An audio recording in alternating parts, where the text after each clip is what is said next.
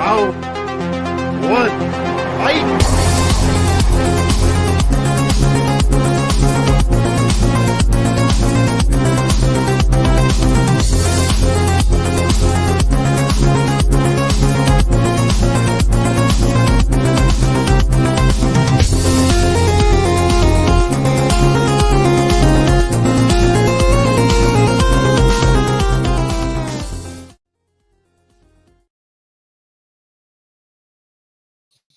Hello, everyone, and welcome back to the Movie Hero Network. This is Tournament Fights versus number 37. We've got an actor battle here tonight. Steve Carell versus John C. Reilly. I'm Austin Pez Howell, and I'll be running the show tonight. Jordan's on assignment at a wedding this weekend, but I'll be keeping things rolling here on the Movie Hero Network, and we're going to have a good time tonight. I always like these versus battles where we get to pit two filmographies against each other. It should be a good time. So let me bring everybody in one by one. Got Mr. Malcolm Lay, partner on the channel here. How's it going, Malcolm?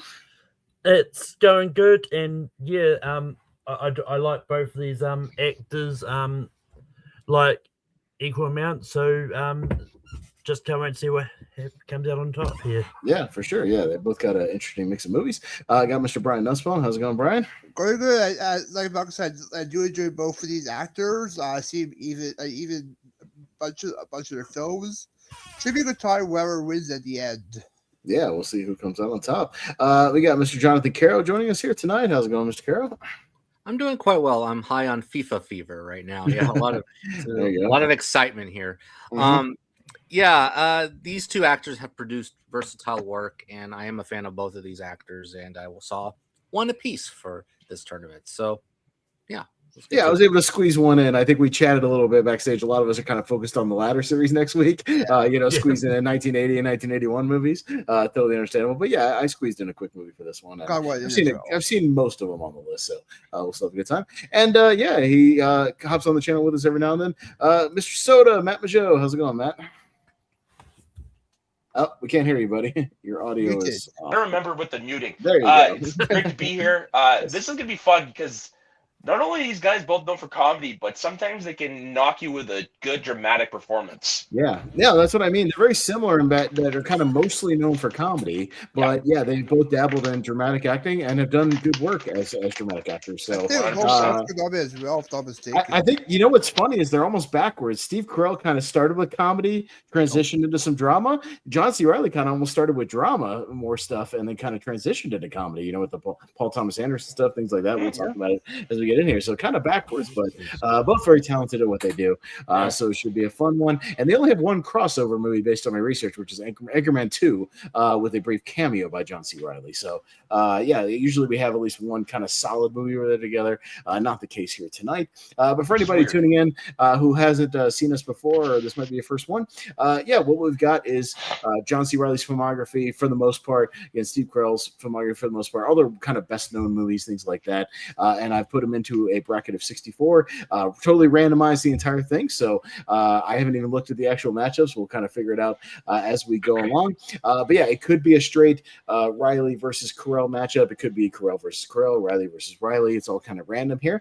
And then we'll see which guy, emerges as the winner this evening. We'll go up and down the side of the ladder as we go up and down, and everybody will get a chance to chime in on the movies, just some quick thoughts here and there, and we'll move on. And yeah, that's how it works. You guys are Alternative Fights veterans. You know how this thing works. Let's go ahead and not waste any more time. We will get it rolling, and let's figure out our first matchup, and I'll scroll it on over, and we will start with Welcome to Marwin and Hope Springs. So we got two Carells here. Soda? So I haven't seen these ones, but I'm going to give it to Marwin just because out of the two of them, that is the one when it came out, I was more interested in seeing. Gotcha. Jonathan? Wow, Marwin sucks. I was actually very excited based on the trailer. I was like, is Zemeckis back? Mm-hmm. No. Not really. And I expect him to come back. Did he ever come back from the future? Ah, nice. At a certain point, yeah, he probably hasn't come back in the last 10 years or so. It's been a little disappointing. Yeah. So Marwin was a very big disappointment. Whereas Hope Springs, it's a fine movie, but actually his scenes, it's very loud in the background, by the way. Who's that? That's Matt, I think. Okay. So all right. Sorry. All right. His scenes in Hope Springs, Carell's scenes in Hope Springs, they're the best part of the movie where Streep and Jones are in therapy. So yeah, and Carell's pretty good in it. So I'll give it a Hope Springs. Hope Springs, yeah. Brian. Yeah, Rocky Bar was a disappointment. As I agree with that. The trailer looked promising, good concept there. Like him as a war veteran, like coping with PTSD, and with these toys he does. But how is he Hope Springs? I heard good some things about it. So I'll go Hope Springs. Yeah, Malcolm. Yeah. But funny enough, I wasn't even that. I didn't find the trailers for Rock and Roll that promising. I didn't watch it when it first came out. I think the first time I watched it was a few years ago when we did the 2018 Letter series, ironically enough. But yeah, it's not good. Like there's a few scenes which I thought were decent, but it just was not good. I actually quite enjoyed Hope Springs. I think it was a really good movie. So I'm gonna go Hope Springs. Yeah, I've only seen one of these, which is Marwan, just because it was Zemeckis, and yeah, I just think he's been off the last couple of years. He has like good ideas at a core that just don't work in execution. Between like this and what was that movie last year? The one where it was just the POV of the house. Here. Yeah, that I hated that movie. I thought that was awful. So like, there's good nuggets of ideas. I just think they're misfires, and so I haven't seen Hope Springs. That might have been the next one I watched actually for this one. Had I had some time, so I'll go with Hope Springs here, but it probably won't get that far. We'll see if there's a better movie. Scrolling on down here. So we'll go to The Aviator and Cirque du Freak, the vampire's assistant. So is anybody a big fan of Cirque du Freak? I've never seen it. Yeah, I never got around to that one. Yeah, I think I skipped it in theaters. I've seen The Aviator. It's not one of my favorite Scorsese's, but it's at least a better movie. The only thing that interested me about that YA film was that John C. Reilly was in it. Yeah. Right. John C. Reilly does give a good supporting performance. Yeah, there's Noah Dietrich. Yeah. Hey, I'll watch a Scorsese movie over whatever this Cirque du Freak thing is any day. So, no matter which Scorsese movie it is. So I think we all go The Aviator, right? Okay. Oh, yeah. Sounds good. Yeah. All right. Sounds good. Yeah. All right. So we'll scroll on down here. So we got Heads or Tails, which is a recent, like, kind of Italian John C. Reilly movie. I don't know if anybody's seen it. Never heard of it. And we've got Despicable Me 4. Man. Yeah. I mean, has anybody Let's heard go of Heads Handboat. and Tails? Yeah, I'll go Despicable Me here only because I haven't seen Heads or Tails yet. Although it seems interesting, it's like a western with him, but it's not too available right now. It kind of just came out like last year or something, But Despicable Me is Despicable Me, whatever. I like the first two. Yeah, it's fine. It's just Gru. It's Gru. It's Gru. Exactly. Yeah. Sure. I mean, I like the Gru character. Despicable Me 4. Whatever. Yeah, it's fine. We'll hope for something. Good voice of the villain. Again, we can hope for something better in the next one. Let's see what else we got coming down here. Not here. The Incredible Burt Wonderstone. Oh, there's a better one. Gangs of New York. Happy Jack. Yes. Happy Jack. Yeah. Yes. Let's go Gangs. Burt Wonderstone is. I don't know. Is anybody a fan? I know it kind of has a following somewhere. Is anybody like a big fan I of don't it? find it funny.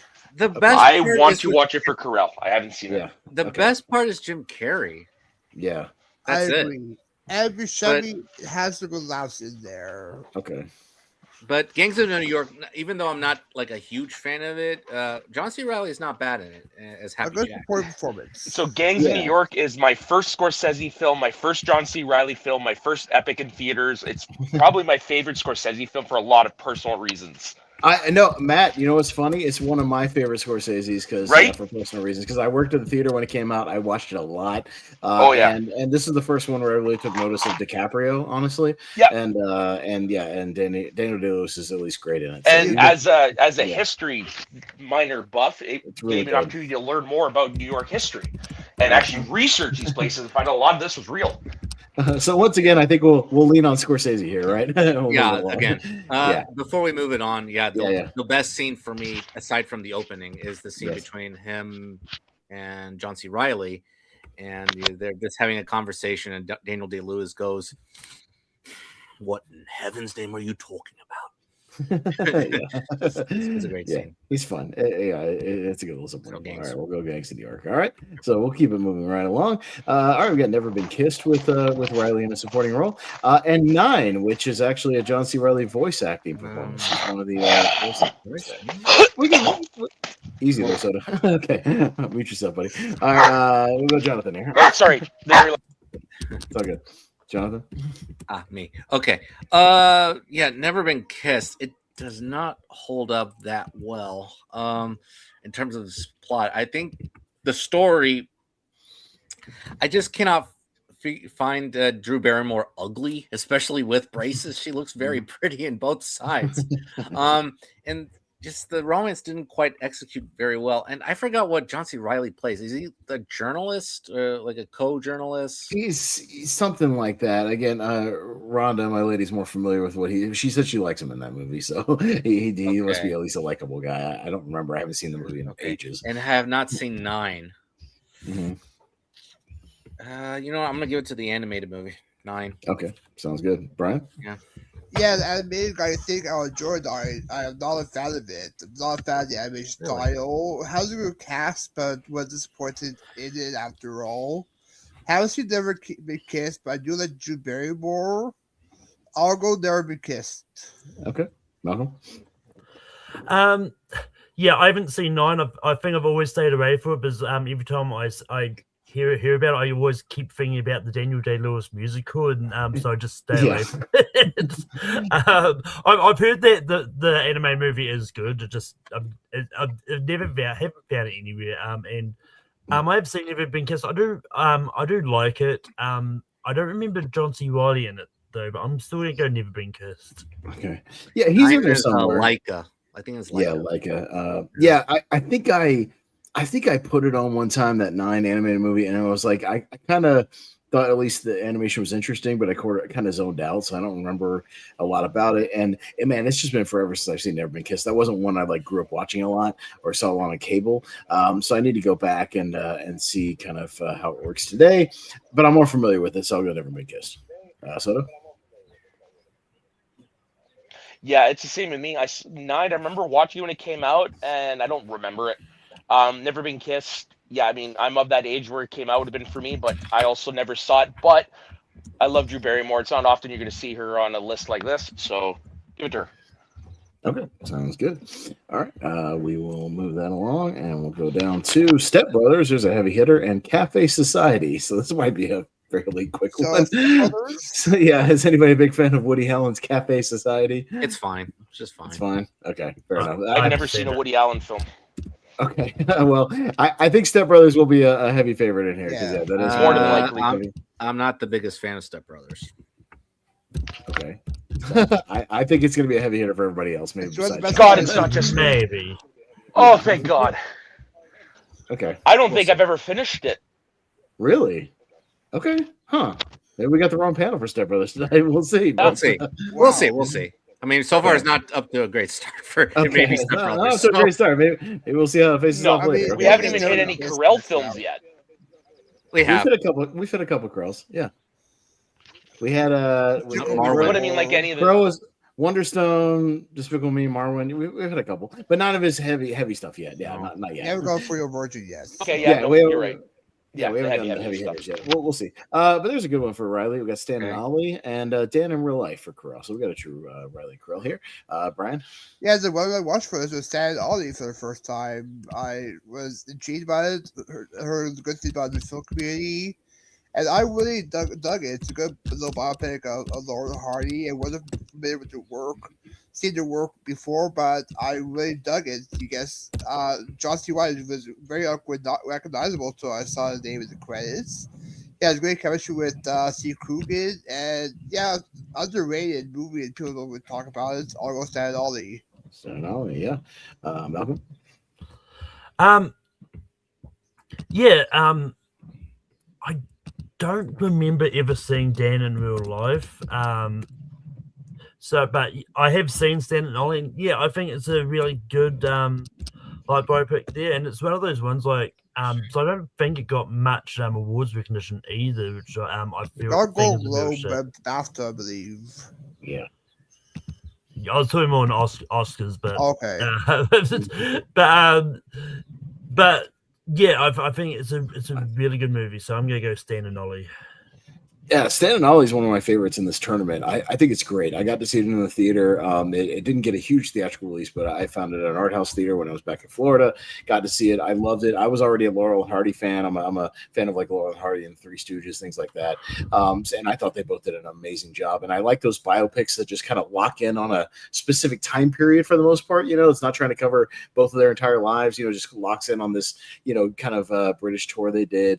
But yeah, all the stuff where they do the comedic bits, you know, the classic bits are really great. They're really well timed. I think the performances are excellent. This is one of my favorites in this tournament. I love this movie, so I'll easily go Stan and Ollie here. And it's good, 96-minute movie as well. It's quick, but yeah, but they cram a lot into it. I think it works. So, Soda. Yeah, I echo everything Austin said. It's an underrated film. Both of these guys nailed performances. Steve Coogan's one of my favorite actors, and he nailed Stan Laurel good. But John C. Reilly is Oliver Hardy, man. That was one of his. He should have at least gotten something for that. But anyways, I digress. I saw Dan in real life when it came out. I enjoyed it, but it was just like most of those movies when they came out. To me, it was forgettable. So I'm gonna go with Stan and Ollie. Stan and Ollie. All right, Jonathan. Yeah, I haven't seen Dan in real life, and Stan and Ollie. I just describe it as an old school Hollywood love letter, and also a very good, formidable friendship story between these two guys. And Coogan and O'Reilly give wonderful performances.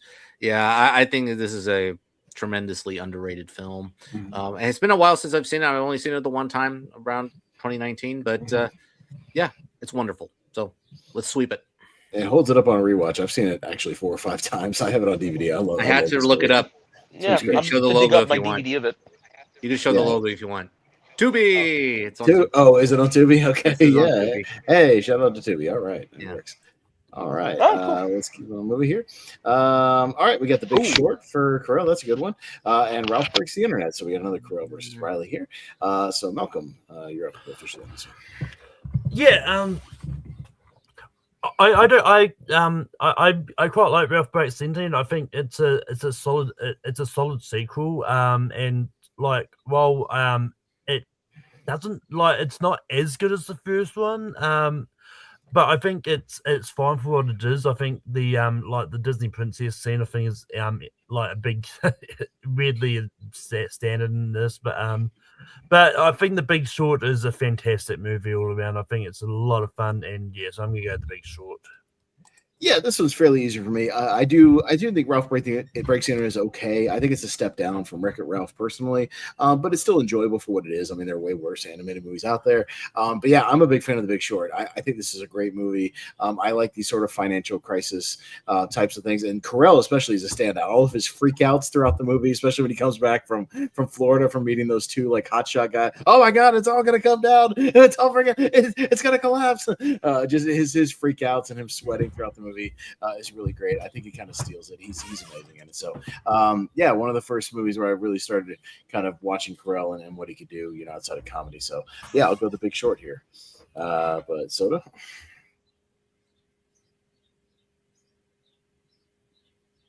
You're really breaking up. Very, delay, very man. choppy. You're very, very choppy, brother.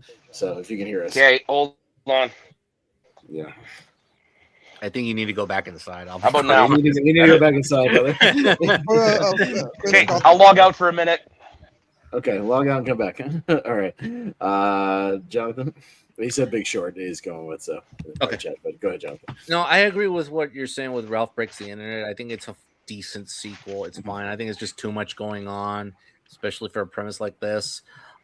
Sarah Silverman is actually it's her movie as Vanellope. I think this is her movie. It's her time to shine, whereas Ralph sort of is in the back seat. So it's fine. The Big Short, I do agree. It's a great movie about the financial crisis. It's Adam McKay. This is his best balance of comedy and drama.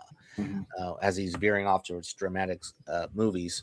It handles it very well, and I think this performance from Carell, he should have been nominated here. I thought he was exceptional in this film. So especially the last scene of the movie, when it's time to do something. So The Big Short. All right, sounds good. Yeah, Brian. Yeah, I do enjoy. Well, it's said I prefer the first one more, but this was a decent sequel. I do enjoy the Disney stuff when they go to the universe. It's actually that cracked me up. Love to see the Easter eggs. And I do enjoy the song because the film a place called Solar Race. It's a good But that's song. cheap it for the Big Short. All right, so we'll see it for the Big Short. Sounds good. All right, moving on down to Last Flag Flying with Carell, and there's the original Wreck-It Ralph. So there we go. It's on me. Yeah, Last Flag Flying. I've heard good things about it. That's one that I've heard a couple of rumblings about. I haven't gotten around to it, but I will at some point. But yeah, the original Wreck-It Ralph was a really nice surprise. You know, it was cool to see kind of an original animated movie that has its influences from video games and has some nods to some things here and there. I really appreciated it. And yeah, all the video game stuff was great. So yeah, no, I think Wreck-It Ralph is a really, really solid animated movie. I'll go with it. Soda? I actually have never seen Last Flag Flying, unfortunately. So I'm gonna give it to Wreck-It Ralph, but even I probably would have given it to Wreck-It Ralph just because I actually like that movie, because I'm a nostalgia whore. I'm just gonna say it. I like movies where you just get a whole bunch of things thrown at you from the past. Sure. So yeah, I'm gonna give it to that one. So you're a big fan of Ready Player One from Steven Spielberg, which is a lot of references. I do prefer the book, but I don't mind the movie. I do prefer the book. Because that is definitely Member Berries the movie. Oh, 100%. Oh yeah, but Jonathan. Well, if they do it wrong, it is just baffling and annoying, like Super Mario Brothers movie, whatever that came out this year. Galaxy. Yeah, it's just too much. Back to this though. Last Flag Flying I haven't seen. I need to see that. I remember it's like some sort of connection to what's that Nicholson movie, The Last Detail. That's what I heard. Okay. But So yeah, it's interesting. So I haven't seen it, but Wreck-It Ralph, I do agree, it was a very nice surprise. John C. Reilly's voice really fits the bill for this vulnerable character, Wreck-It Ralph, and yeah, it's a lovely movie. So Wreck-It Ralph will get my vote. It says it's a spiritual sequel, but because they're based on novels by the same author, so that's how your connection there, I guess. So a spiritual sequel, not totally, but there you go. Okay. But Brian, yeah. I will also go Wreck-It Ralph. I love the Easter eggs you get there, and also shout out to Dick, who gives a great Edwin impersonation as King Candy. Oh, King Candy! Oh, Yes. it's not the race. Oh, yeah. He's definitely. He said straight up he's doing Edwin in that movie. He said pretty that much. conventions. Yeah. He does it. It's a lot of fun. I'll go Wreck-It Ralph. And there's nothing wrong with a nice homage, Imitation is a serious form of flattery, so that's great. But yeah, Mel. I mean, Edwin's dead, so you can't get him. Well, I mean, it's his love letter to Edwin, is what he said. He's a fan, so I don't mind that at all. But yeah, Malcolm. Yeah, I also haven't seen The Last Flag Flying. So it's probably still flying out there somewhere.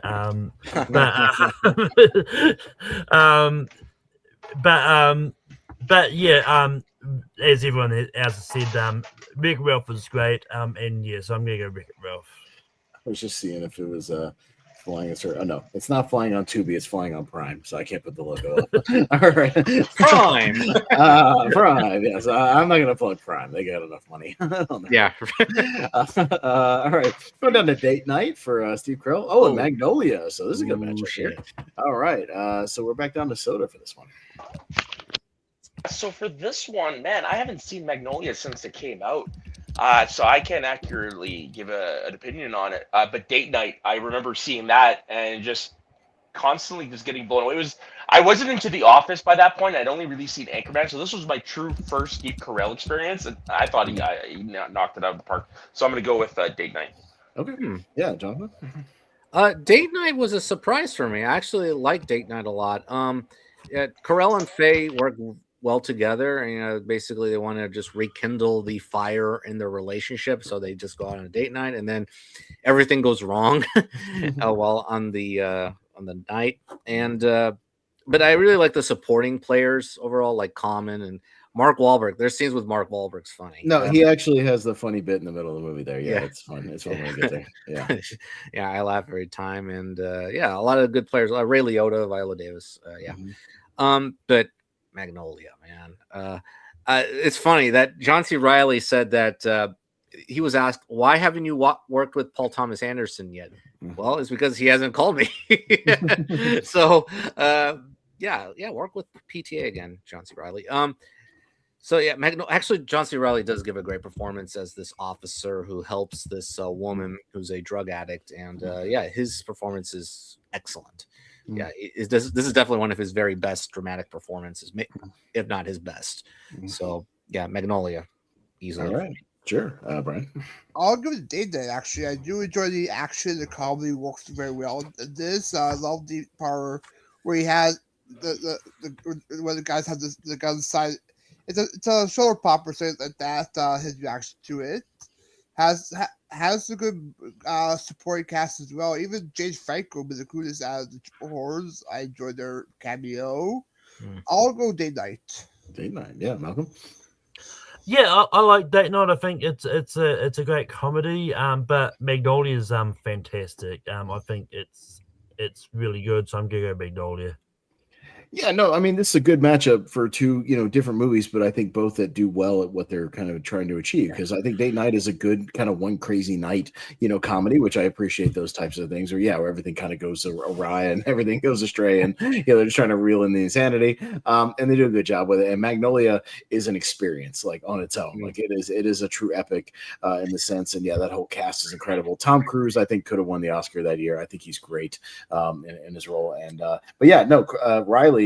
Yeah, his subplot as the cop with the drug addict girl is very, very good and very compelling, and he's great in it. So, yeah, I think I'm going to go Magnolia here. It's one of the better PTAs, so I'm going to stick with that. I haven't seen Date Night in a long time, so probably since the early 2010s. So, yeah, me either. I need to rewatch that. Yeah, I think I rewatched it once, maybe in like 2012 or 2013. I need to go back and see it again. But, I need to rewatch it. Yeah.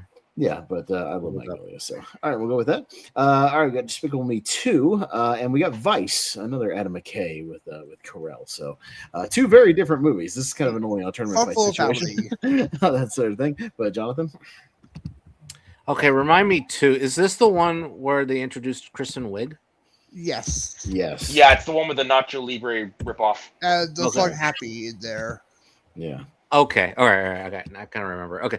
Yeah, Despicable Me 2 is a solid sequel. Yeah, it's a decent sequel. It's harmless. And Vice, while I'm not a big fan of Vice, Carell's actually pretty good in it. As Donald Rumsfeld. Donald Rumsfeld. Yeah, he's actually very good in it.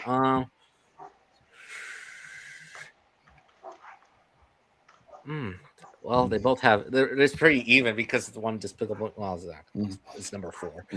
So you know what? I'll go with Despicable Me 2. Okay, Brian. Yeah, I do like both of these. One of the people who do enjoy Vice, my only problem with it was that fake ending midway to the film. Wasn't a fan of that, but overall I did enjoy the film. I do agree, Jonathan. Steve Carell could have been nominated for his role. Donnie Rumsfeld for supporting actor. He was great in there. Over Sam Rockwell, yeah. I would. Yes, and Despicable Me 2, it's either my favorite or my second game of the series, but I do enjoy it. I'll go with Despicable Me 2 on this one. Okay, Malcolm. Yeah, I don't like Vice. But and it's well, there's one that I didn't really even be like Steve Carell movie. But it's been ages since I've seen the Despicable Me movies. I might rewatch them later this year for the new one. So I've still actually got to see the fourth one too. I haven't seen that either. But I remember enjoying Despicable Me 2, and I'm probably going to like it more than Vice. So Despicable Me 2. I would probably go Vice here. Despicable Me 2. I remember Kristen Wiig's character kind of annoying me for that one, so I wasn't into it because I really like the first one. When we get to it, I'm pretty high on that movie. But yeah, Vice I quite enjoy. I'm a fan of it, and yeah, I think Carell as Rumsfeld is actually quite good, and he's one of the standouts in that supporting cast. So I would have gone Vice here. Soda. Yeah, I'm with you. The Despicable Me 1 is the better one. I'm gonna give it to Vice because I actually didn't mind it when I saw it in theaters. I thought everybody in the cast did a great job, and we're probably gonna see more Despicable Me anyway. So I'm gonna go with Vice. Okay, but Despicable Me will probably move on for now, 3-2. All right, so we'll keep rolling down. We got Crazy Stupid Love for Carell and Chicago for Reilly. So a little musical action. But Brian. Yeah, I like both of these movies. One's a bit 138, the other's a bit after 138. I love both of these. Chicago John C. Reilly was the best part of the film. He's fantastic as Amos. As whenever he shows up, and even love the Mr. Cellophane song he gets in there. Crazy Stupid Love is a great romantic comedy. The Trade Teds. I love the twist at the end. Has a great cast. I know where this might be going, but I'll go Chicago. Okay. Really? Chicago is one of the few musicals I don't like. Like the music's good. I do think John C. Reilly is good in the movie, but it just doesn't work for me that much. But I really enjoy Crazy Stupid Love. I think it's a really good romantic comedy. I think it's a lot of fun. So I'm gonna go Crazy Stupid Love. Yeah, I worked at the theater when Chicago came out, so I ducked into it and watched like an hour of it, and I was like, yeah, this ain't for me. I'm not a big musical guy anyways, but You had it coming, huh? Yeah, it's just like, it's whatever. So, it's not one of those things where like I hate it. I like despise the movie or anything. It's just not for me. Crazy Stupid Love is, really, really solid. Yeah, the first of, I guess, two, Carell and Ryan Gosling's because of The Big Short as well. So, yeah, I mean, they worked together a couple times, but I'm due for a rewatch on it. It's been a while since I sat down and watched it, but I remember it being a smarter movie than you would think of it as, and a very good one. So I'll go Crazy Stupid Love. Soda? I'm with Brian. Chicago's not one of my favorite musicals. I've seen better. But Crazy Stupid Love, I saw it years after it came out, after all the hype and stuff like that. So I didn't really have any of that going into it, and I fell in love with the movie. I thought Emma Stone and Ryan Gosling were incredibly cute in that movie. I actually prefer them in that over La La Land. And just Steve Carell learning how to get back out in the game again. It's a fun film. So I'm gonna go with Crazy Stupid Love.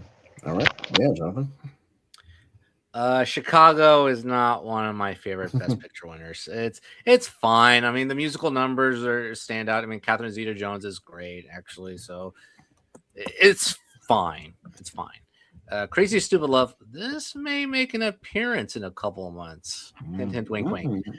So because I love it that much, and it's a really good romantic comedy that utilizes all of these characters very well, and it's very hard for a romantic comedy to accomplish because there's a special twist in the middle of the movie that I didn't see coming.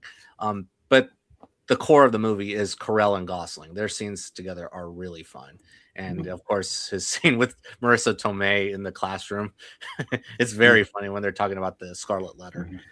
Yeah, it's hilarious. So I'll go Crazy Stupid Love.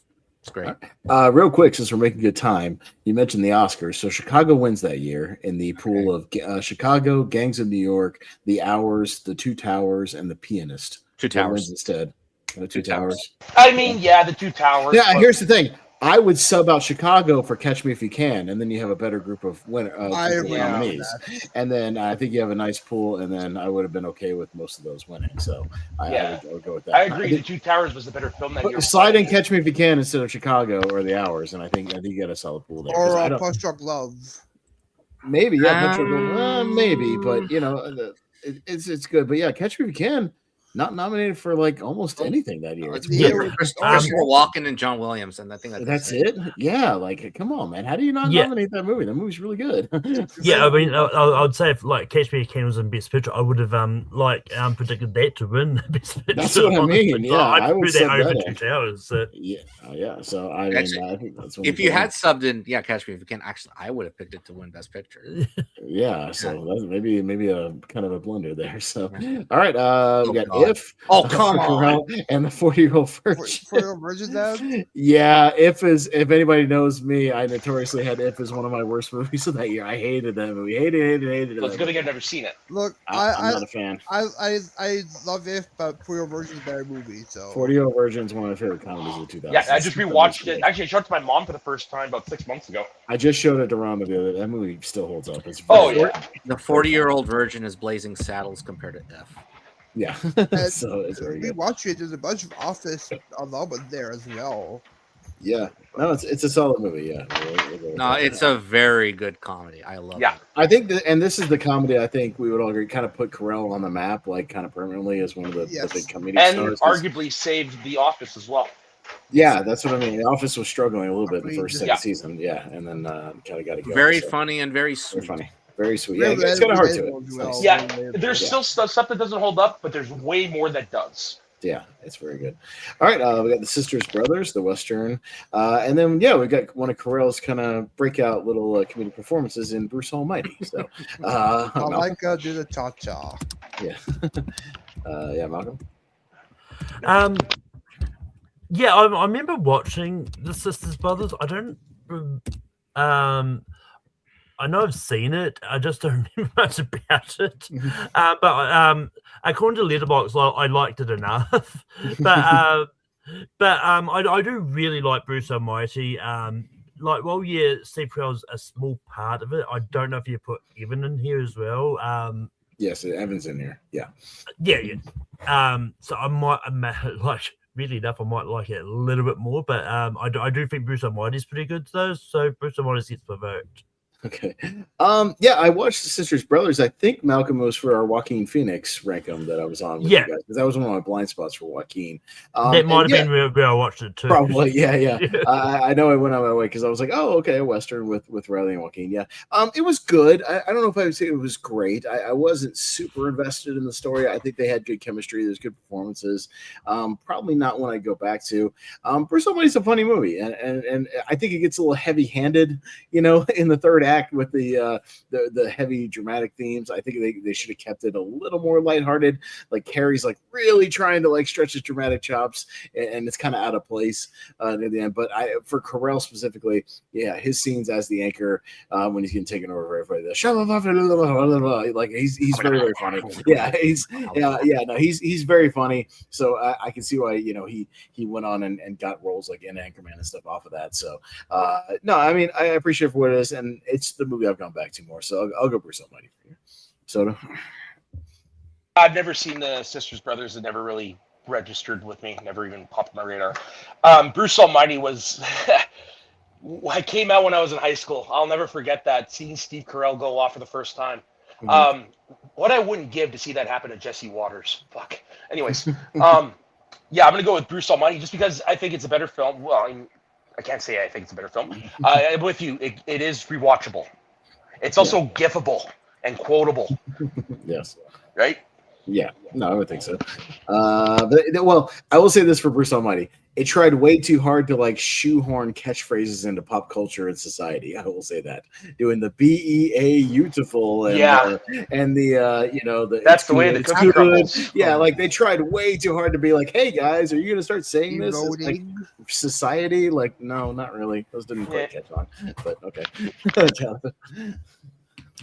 The Sisters Brothers. Yeah, I have only seen it the one time when it was released, and I agree. It's good. Yeah, it's just I'm just repeating what Austin says. It's good, but I probably never watch it again. Yeah, it's good. It's good. But by the way, I mean the White House reception committee greeted the prime rib roast minister, and I do the cha-cha like a sissy girl. Like a sissy girl. I like the cha-cha. I'm sorry, we seem to be having some technical difficulties. In other news, I like Bruce Almighty. Bruce Almighty is very good. Actually, that is the funniest scene in the movie. I remember laughing out loud, like so loud that I had to get a drink of water, and that scene is hilarious. Steve Carell is he's a jerk of a supporting character in that movie. But even though Jim Carrey does produce one of his funnier movies, it is kind of reminiscent of the Liar story. So it is familiar, but I do like it. So I'm going to go Bruce Almighty. All right. And Brad. I believe that George's a big fan of the Sister Brothers, if I'm not mistaken, but I have not seen it. I have seen Bruce Almighty. I do love it. He's very memorable, and also with the bloopers as well, where they show that the bloopers. And also, can't forget the guy for Fast and Furious is in here. The guy who gets a chip up his ass. Bruce Almighty gets my vote. Yeah, Noel G. Hector. Yeah. Noel G. Yeah, his name's Noel G. He's kind of like, he's the more modern Danny Trejo, kind of a thing. He shows up in a lot of stuff as like a gangster or a prisoner, whatever. Yeah. But I always say, if you don't know who he is, he's in Fast and Furious, but he's the guy who gets the monkey that flies out of his butt in Bruce. Yeah, right. So, that's it. All right, Bruce Almighty, roll through. B-E-A-U. All right, a couple more on this side. We got Dinner for Schmucks and The River Wild for John C. Reilly. It's on me. I saw Dinner for Schmucks once. It's a remake of like a French movie, right? Something like that. Yeah, I haven't seen the original. I think I have it on my Fandango. I need to watch it at some point. I've heard that one's better. Yeah, it just seemed very gimmicky, like very just one note. Kind of everybody has their own little shtick, especially at the actual dinner. They run into the ground. It's like, yeah, when you're casting like Jeff Dunham just to be a random guy as a ventriloquist, I'm just like kind of rolling my eyes. Yeah, I don't think it was very funny. I haven't seen The River Wild, but you know what? I'll watch it at some point. So I'm going to vote for The River Wild because I wasn't a big fan of Dinner for Schmucks. Soda? Yeah, I saw Dinner for Schmucks one time as well in theaters, and I'm never watching that again. That was such a bad movie. Yeah, whenever a comedy star makes it big like that, they always get that one movie where it's like, okay, that was a little too much. And for me, this was the one for Steve Carell. Mm-hmm. The River Wild, I haven't seen it since I was a kid, funnily enough, in this room that I'm in right now. And it's one I've been wanting to rewatch again, so I'm going to go with River Wild as well. Okay, Jonathan? Yikes. Dinner for Schmucks. It's not good. Yeah, it's not a very good movie. I was excited because of Paul Rudd and Steve Carell teaming up, in a comedy, big comedy. Nope, didn't work. The River Wild, yeah, Reilly plays one of Bacon's cohorts. He's a bad guy, but he has a little heart at the end of the movie, so mini spoiler alert.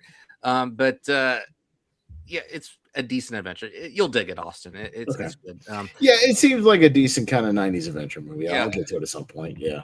If you like The Edge, I think you'll like this one. Yeah. So The River Wild will get my vote. It's good. Right. All right, Brian. Yeah, this for Schmucks was okay. Sequels kind of played the very tablet character kind of in this role, which I didn't really enjoy much. Haven't seen River Wild, but I heard good things about it, so River Wild. All right, Malcolm.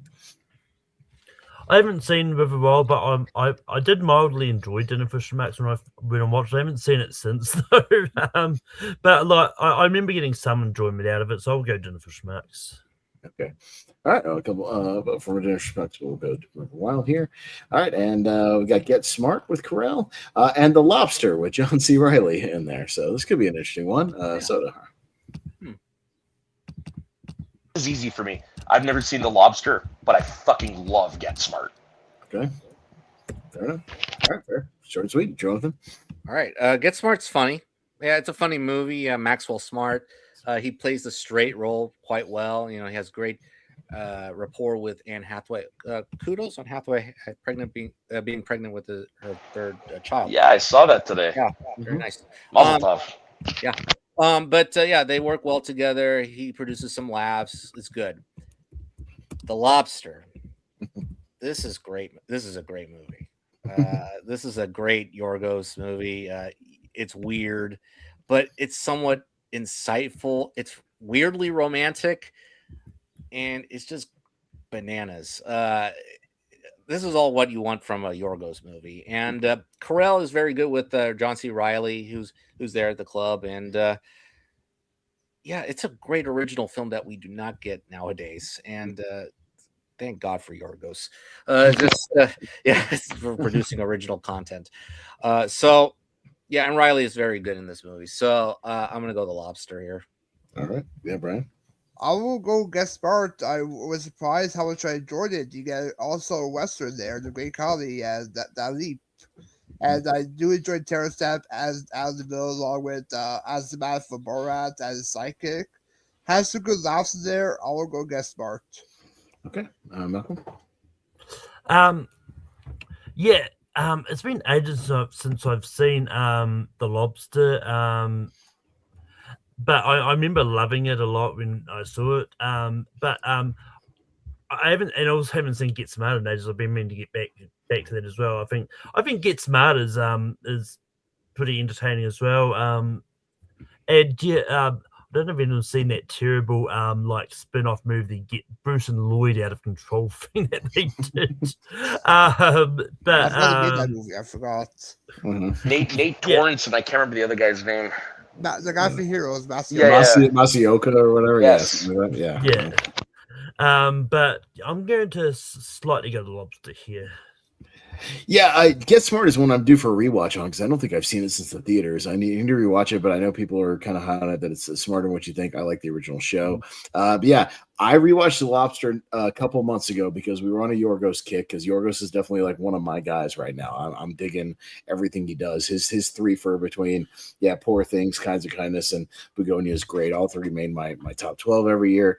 And yeah, so I went back and watched The Lobster and like, fuck, is this great? It's really good because I think I didn't get it the first time I saw it, but now that I'm all in on Yorgos, I went back and watched Lobster. I was like, oh no, it's exactly the same type of weirdness that he does and the same type of absurdist humor and everything. And I adored like every second of it. I laughed a lot at all the weird, silly shit in that movie. So I'm gonna easily go The Lobster. It doesn't show up a lot either, so this might be the only times we get to talk about it.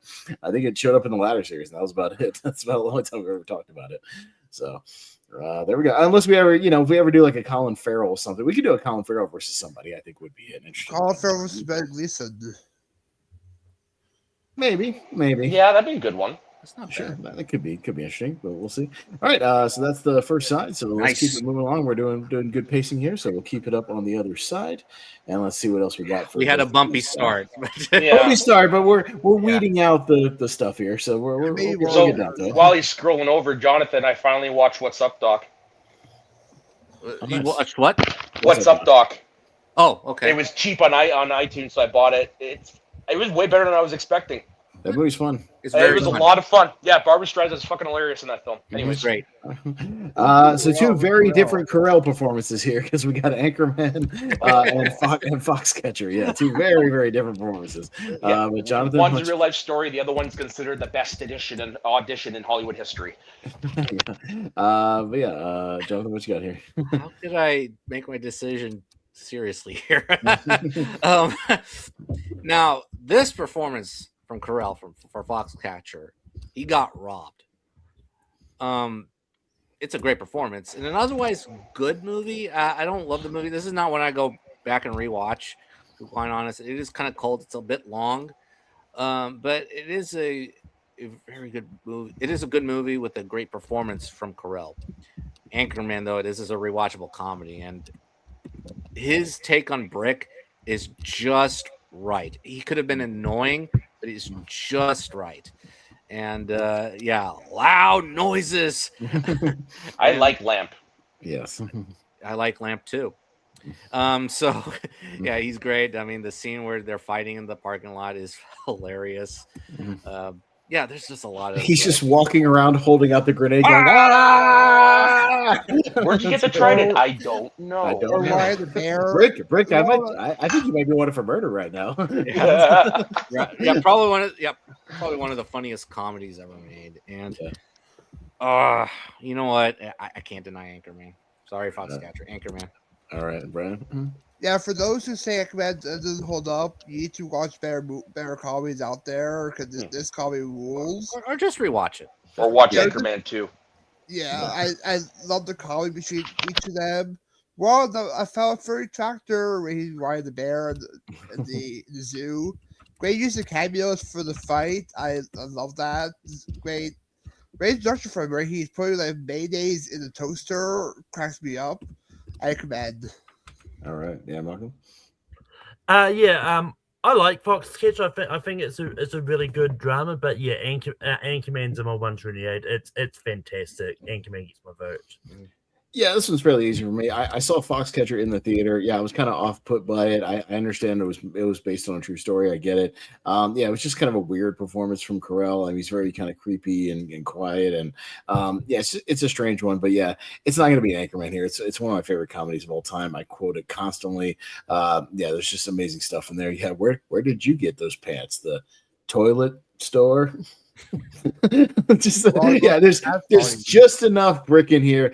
I think we'll get to it, but they overdo it in the sequel, like way overdo the Brick stuff, and go too much into the Brick. Like he comes in, he hits you with a line or two, in the various scenes in this movie. It's funny. He gets in, he gets out. Like I think it's just the right amount of that absurdity that it works in that movie. Yeah, we'll talk about the sequel in a minute, but you might have saved me some time with that one. That's what I mean. So, but Soda, what you got here? Yeah, I mean, hey, Jonathan, who beat Carell for Foxcatcher that year? I'm sorry. Who was it that beat Carell for Foxcatcher? And you Okay, that was 2014. Oh, that was the infamous year where Jake Gyllenhaal and David Oyelowo got robbed. Oh yeah, Yeah. okay, I'm with you. So yeah, that was a bizarre year. So Okay. But anyways, yeah, Foxcatcher. It's a good, like you guys said, good movie. Steve Carell blew my mind with that, playing Mark Dupont. The only thing I didn't like about the movie is that they didn't include Kurt Angle in consulting. They should have, because he was there. Anywho, Anchorman is one of my favorite comedies, and I'm not a big Will Ferrell guy. I think sometimes he can be too much, but this one, to me, it hits all the right spots. And with Steve Carell, like, I mean, we've been quoting him during this discussion. It's just one of his most iconic roles, right up there with Michael Scott. So I'm going to go Anchorman. Real quick, I showed Anchorman to Rhonda. I've never heard her laugh as hard as she did when he screws with he pays the guys to screw with the teleprompter for Christina Applegate, and she goes, "I'm Tits McGee." Yeah.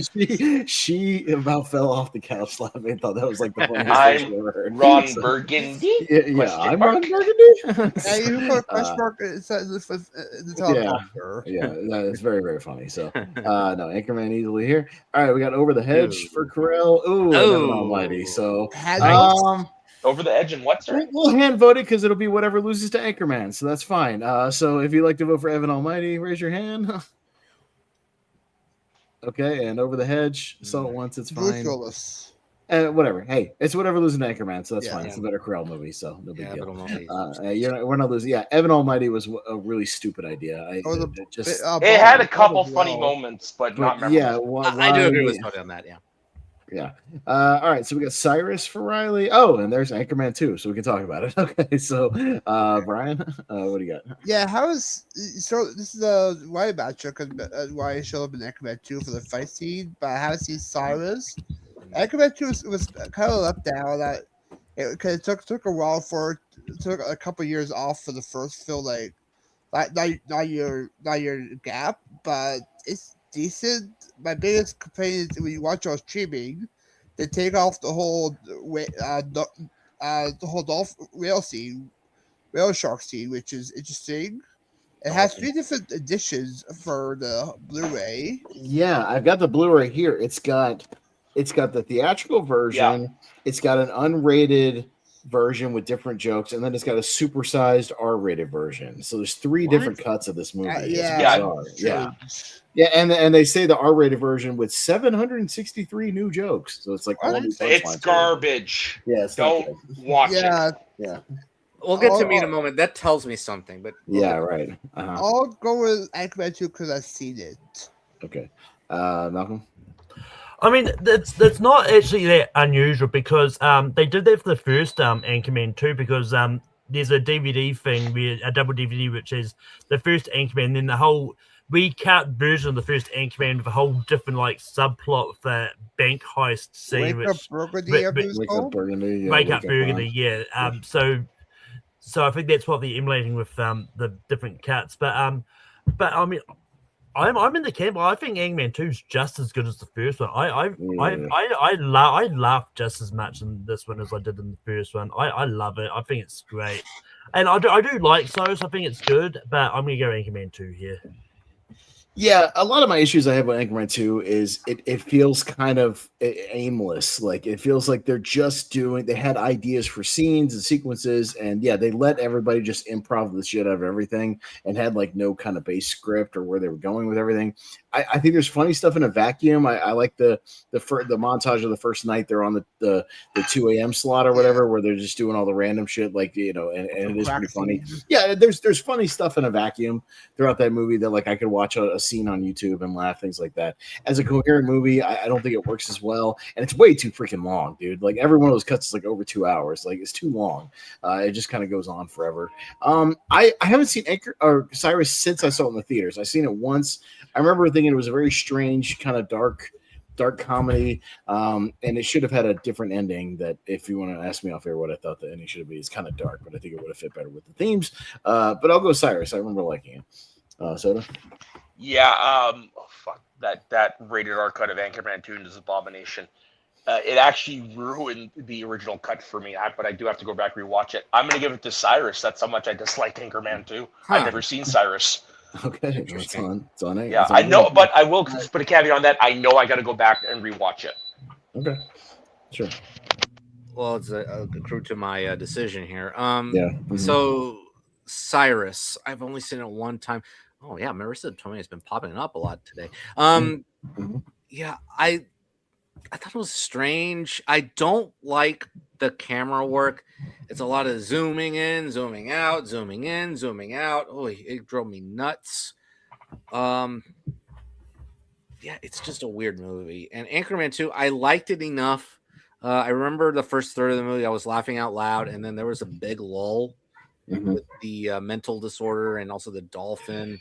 Yeah, the stuff where he's at the lighthouse just goes on way too long. Way too long. Yeah. And then when they get to the park, I laughed at the park scene, and that's where John C. Reilly pops up as the ghost of Stonewall Jackson. And that's funny. That's amusing. Why not? Sure. I mean, it's funny. And there's a little bit of heart to it. So yeah, I like it enough, but I'll go Anchorman 2. Yeah, that's fair. We'll see if there's something a little bit stronger as we get down here. There we go. There's Walk Hard, the Dewey Cox story. Okay. Oh, easy. And Sherlock or Holmes and Watson. Yeah. Oh God. Oh, that's easy because Holmes and Watson. I'll say God this: awful. Holmes and Watson should walk hard out of here. Yeah, walk the hell off out of this tournament. It's parody matchup. Parody matchup too. A parody match. Yeah. How did they screw this up so bad with those two guys? I'll just never know because there's a good idea there, but my God, is it horrendous? And Walk Hard, I think we all agree, as one of Riley's best and one of his best comedies. It's amazing. That movie ages like wine. They're still doing tropes that this movie took down 20 years ago for music biopics. Yeah, it holds up beautifully. Very good. Hell yeah, Walk Hard. All right, easy. I saw it for the first time a few years ago. It's very good, and they're still doing shit that they made fun of in this movie, still to this day. I rewatched it for the first time probably since it came out.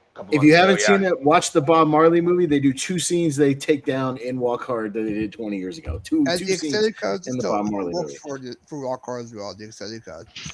Yeah, so it's very good. All right, you got the way back with Carell. Oh, and Battle of the Sexes also with Carell. This is an interesting one. Okay, Malcolm.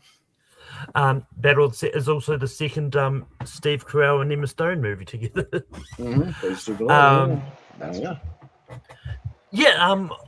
So I do remember enjoying the Battle of the Sexes movie. Like, I think it's good. It's one of those cases where it's a biopic where I didn't really know much about the actual event that took place. But I think it was a good movie. But The Way Back, I think is just fantastic. So I'm gonna go The Way Back.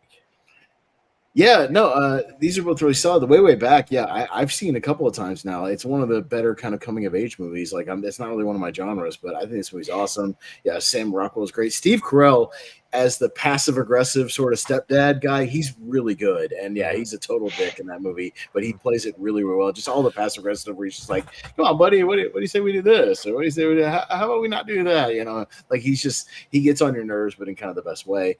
Battle of the Sexes I watched for this tournament. That's the one I locked in on. It was on HBO Max. I just missed it when it originally kind of came out.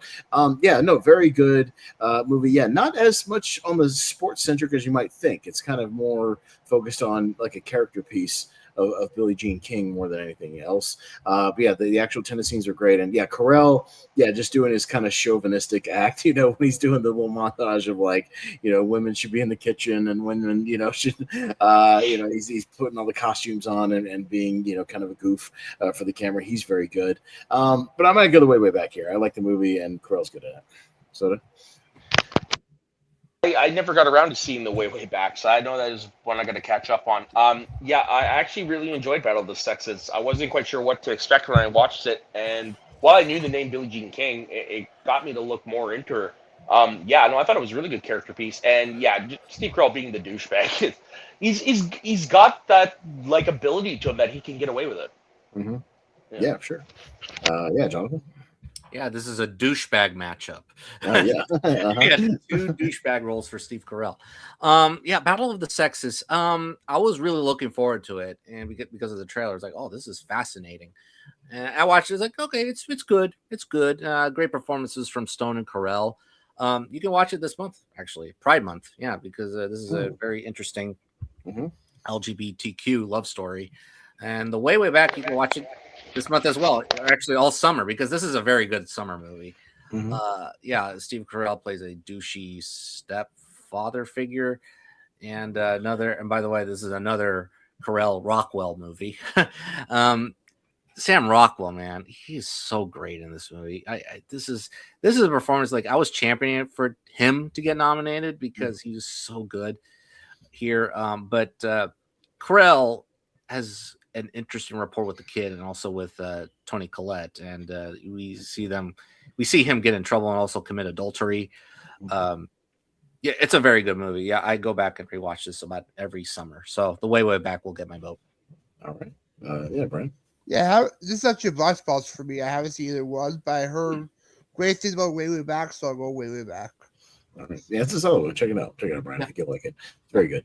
I will. All right. And Rockwell does dance briefly in it if you're curious, very briefly. So great cast. Yeah, you get a little Rockwell.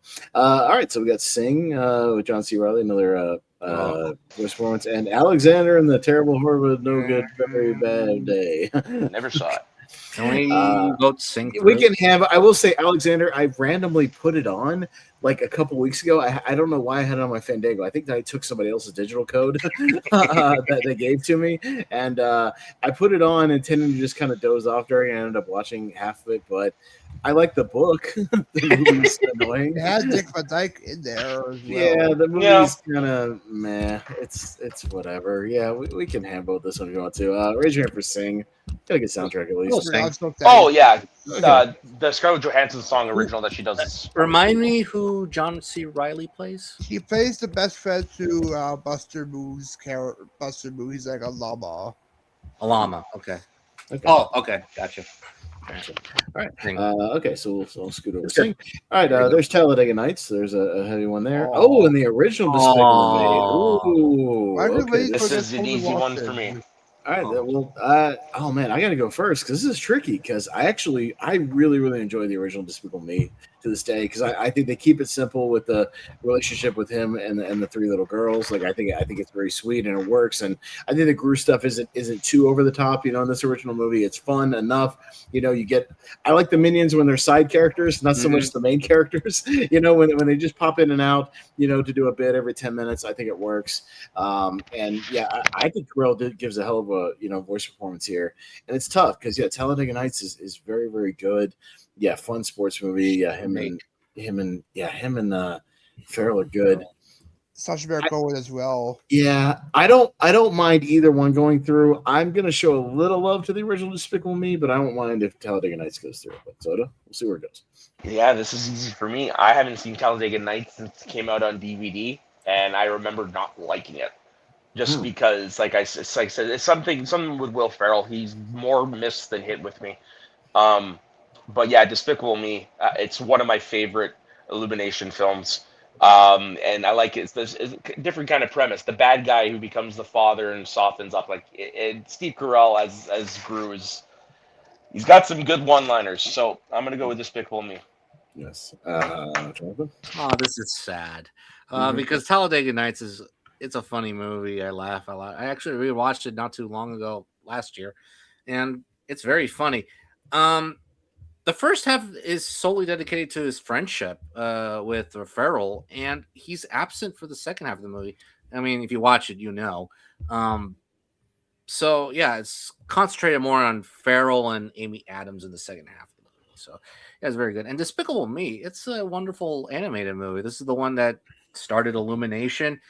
And it's still Illumination's best, and that's saying something. That's not very good for Illumination Entertainment. But Illumination's done some good ones too.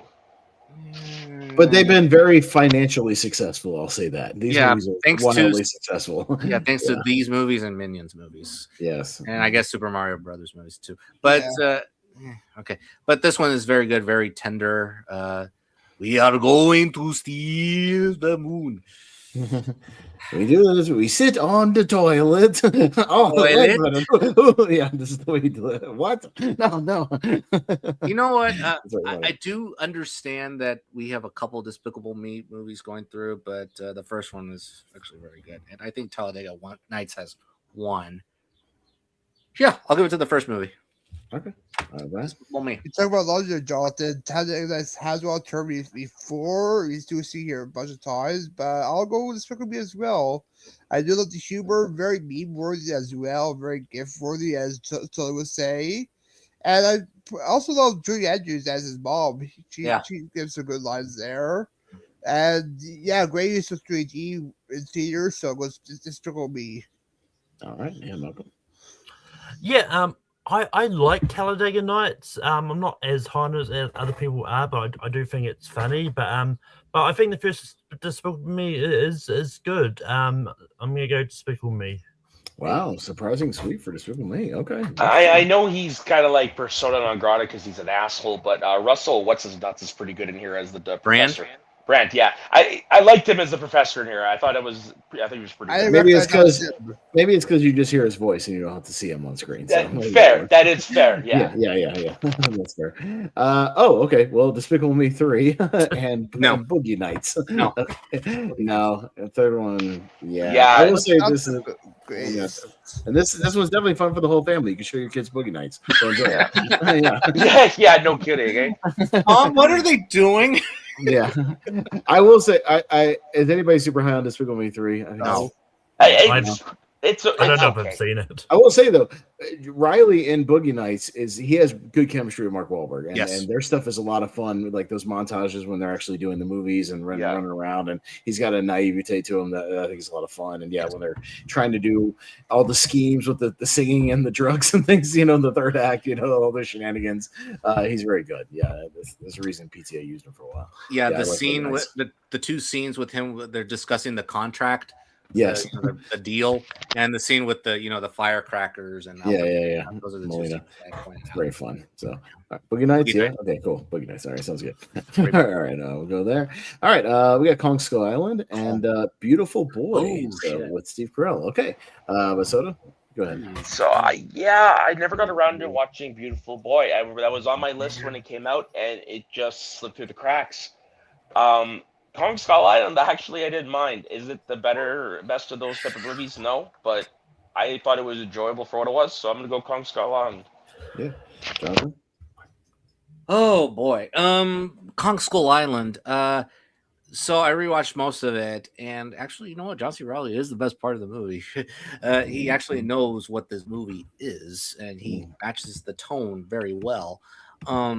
He adds much needed silliness to this serious movie, and it's shot well, but he adds that vibrant energy here. So it's good. It's a good rewatch. And Beautiful Boy, Steve Carell and Timothée Chalamet. This is heartbreaking, devastating performances, and it's beautiful. It's a beautiful movie, and this is wonderful. I haven't gone back to rewatch it though, but it is a tender movie, and we don't see it here often. I'm gonna give it to Beautiful Boy. Yeah, it's good. That's fair. Brian? Yeah, I couldn't find Beautiful Boy to stream for me here. I checked on Just Watch, it doesn't show up for me to stream for some reason.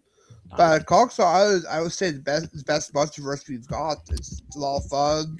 Very like Apocalypse Now-esque style with the whole 70s setting, and the colors are beautiful to see.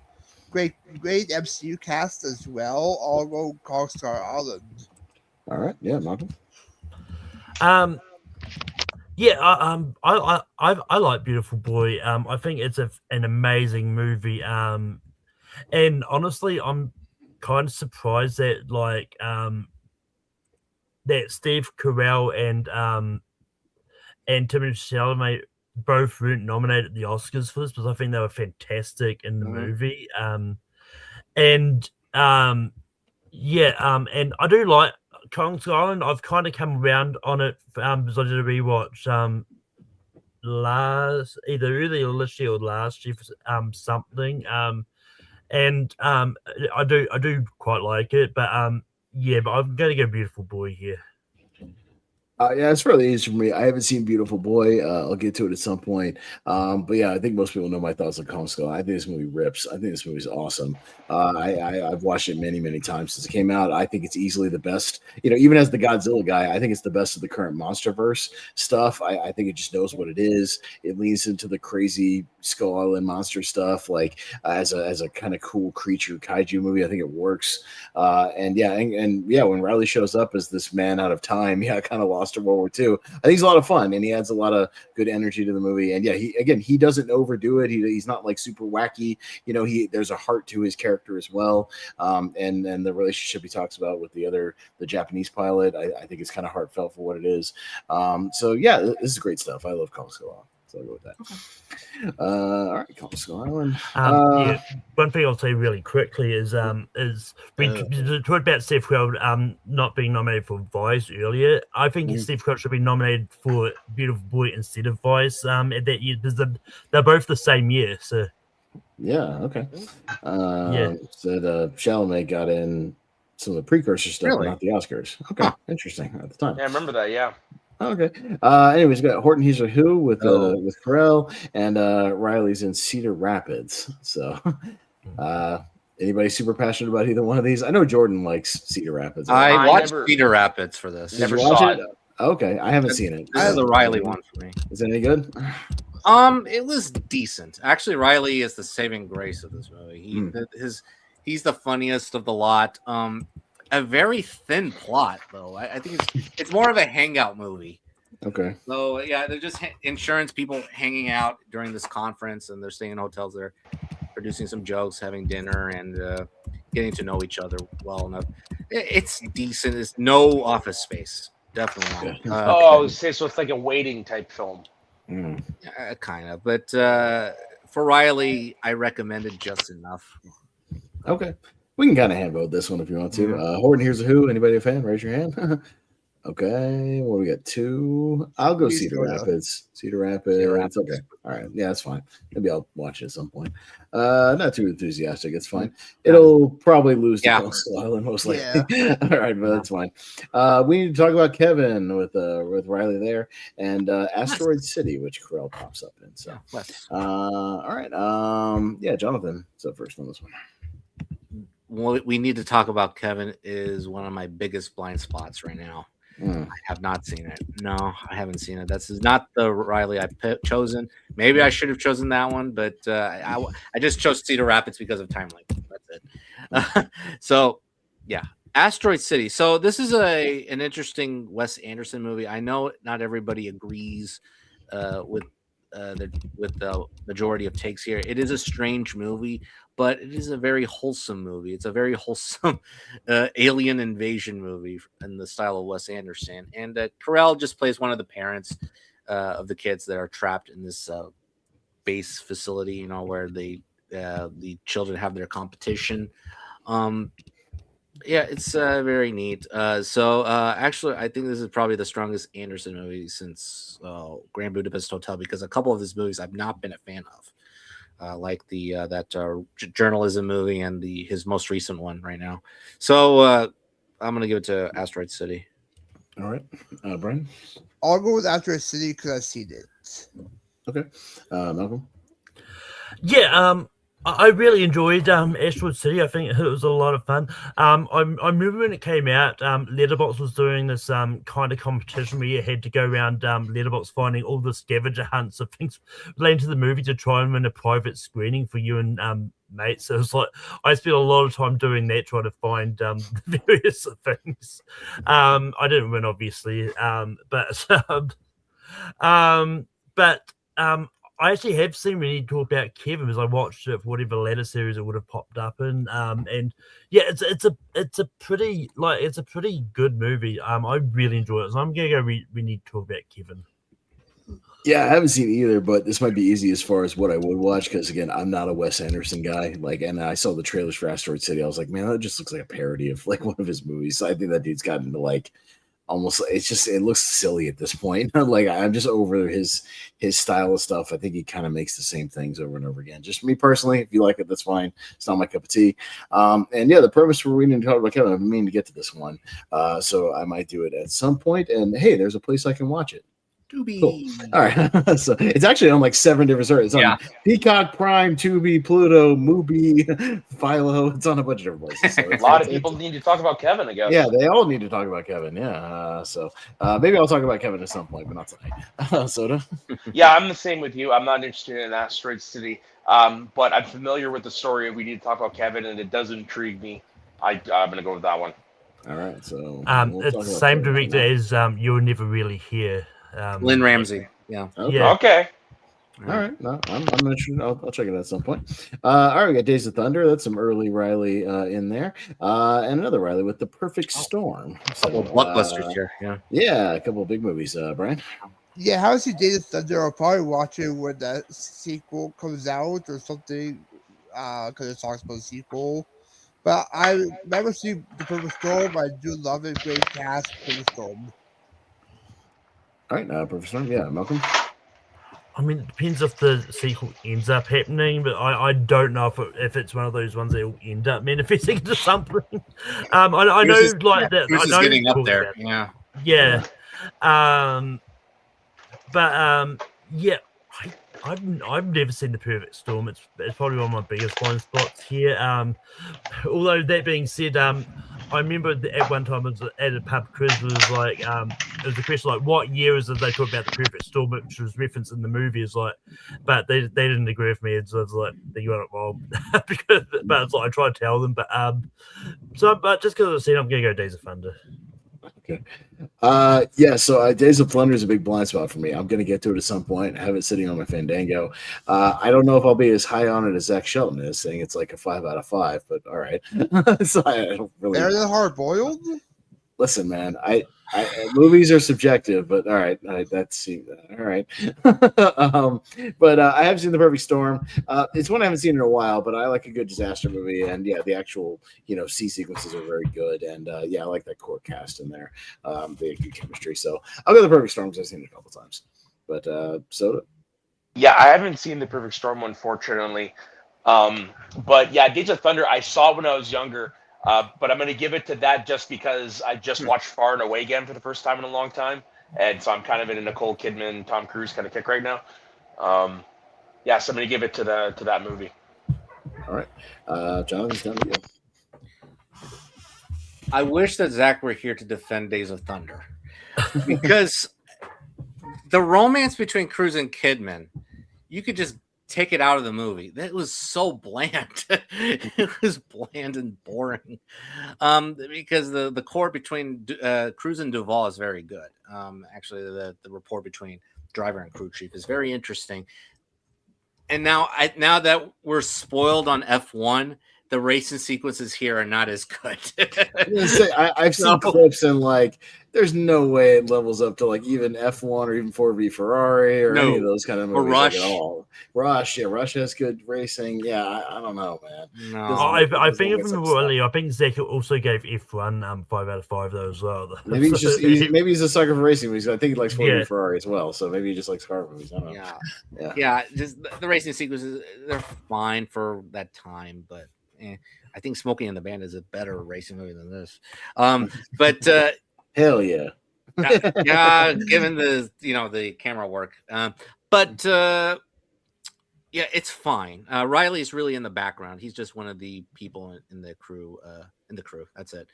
Perfect Storm. I really like it. It's a very sad disaster movie. It's a true story, so you can look it up. Reilly does give a very good dramatic performance. Actually, he's very good. A second Reilly Wahlberg movie here. He's part of the crew. He has a little estranged relationship with his family. So yeah, this is a very good movie that it is tough to rewatch given the circumstances of what happens in the end of the movie, but yeah, it's good. So Perfect Storm will get my vote. All right, Perfect Storm. Okay. All right, going down to Carnage with Reilly and Seeking a Friend for the End of the World. So I'll talk about it real quick, Malcolm. Yeah, I think I've seen Carnage once for something, but I don't remember it. Actually, no, I don't think I have there. I haven't logged. If I have, I haven't logged on Letterboxd anyway. Although it's a Roman Polanski movie, but I do. I really enjoy Seeking a Friend for the End of the World. I think it's great. And yes, I'm going Seeking a Friend for the End of the World. This is fairly easy for me because I've only seen one of these. Yeah, Carnage. I might watch it, but yeah, it's got the director we don't talk about. So I'm not a big fan of supporting his movies overall. Secret Friend of the Underworld is a really, really criminally underrated movie. This is one of the hidden gems I've recommended to a lot of people. Yeah, I've seen it a couple of times. I have it on Blu-ray. I think it's in my After the 128. I think. But yeah, it's got those kind of disaster elements, and yeah, it starts out as like kind of a goofy comedy, but it settles into like this road trip movie and a really, really sweet, nice relationship. And yeah, the ending is heartbreaking and might even make you cry a little bit. But it's an excellent movie, and I think Carell and Keira Knightley have great chemistry. So, and yeah, everybody that kind of pops up in the movie as well as somebody you know, so that's kind of fun. Including a guy I didn't expect, William Peterson, popping up for like a minute, which I hadn't seen him in a long time when he popped in the movie because he was in the midst of his CSI stuff, and I was like, oh, he does occasionally do movies still. Okay, but I'll go Seeking a Friend for the End. Soda? I haven't seen either of them, so I'm gonna go with Seeking Your Friend at the End of the World just because I seems interesting. All right, Jonathan. Haven't seen Carnage, but To Live and Die in the End of the World. Yeah, that's okay. Interesting. Yeah, this is my Carell watch. So yeah, it gets to a rocky start for me in terms of comedy. It's hit and miss. I understand though it is dark comedy because after they realize the world is ending, they celebrate as much as they can. They utilize their time as wisely as they can.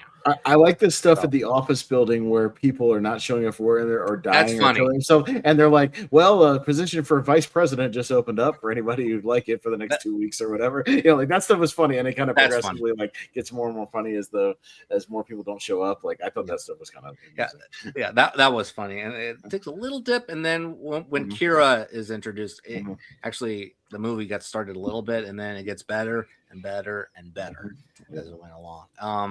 Yeah, this is a very good movie. I really enjoyed it. The second act for me, when they're on the road trip with the dog, by the way, it's a very cute dog. It's very tender, has great human warmth while they're in jail, inexcusably, but they're in jail, and then we get to see some actors along the way that we recognize, especially one veteran actor. I did not expect the third act. I'm not going to surprise what it is, but I'm just going to leave it at that. But that was wholesome. I really like that. From a very well-known acting family, we'll just say that. So I'll leave it at that. So very well done.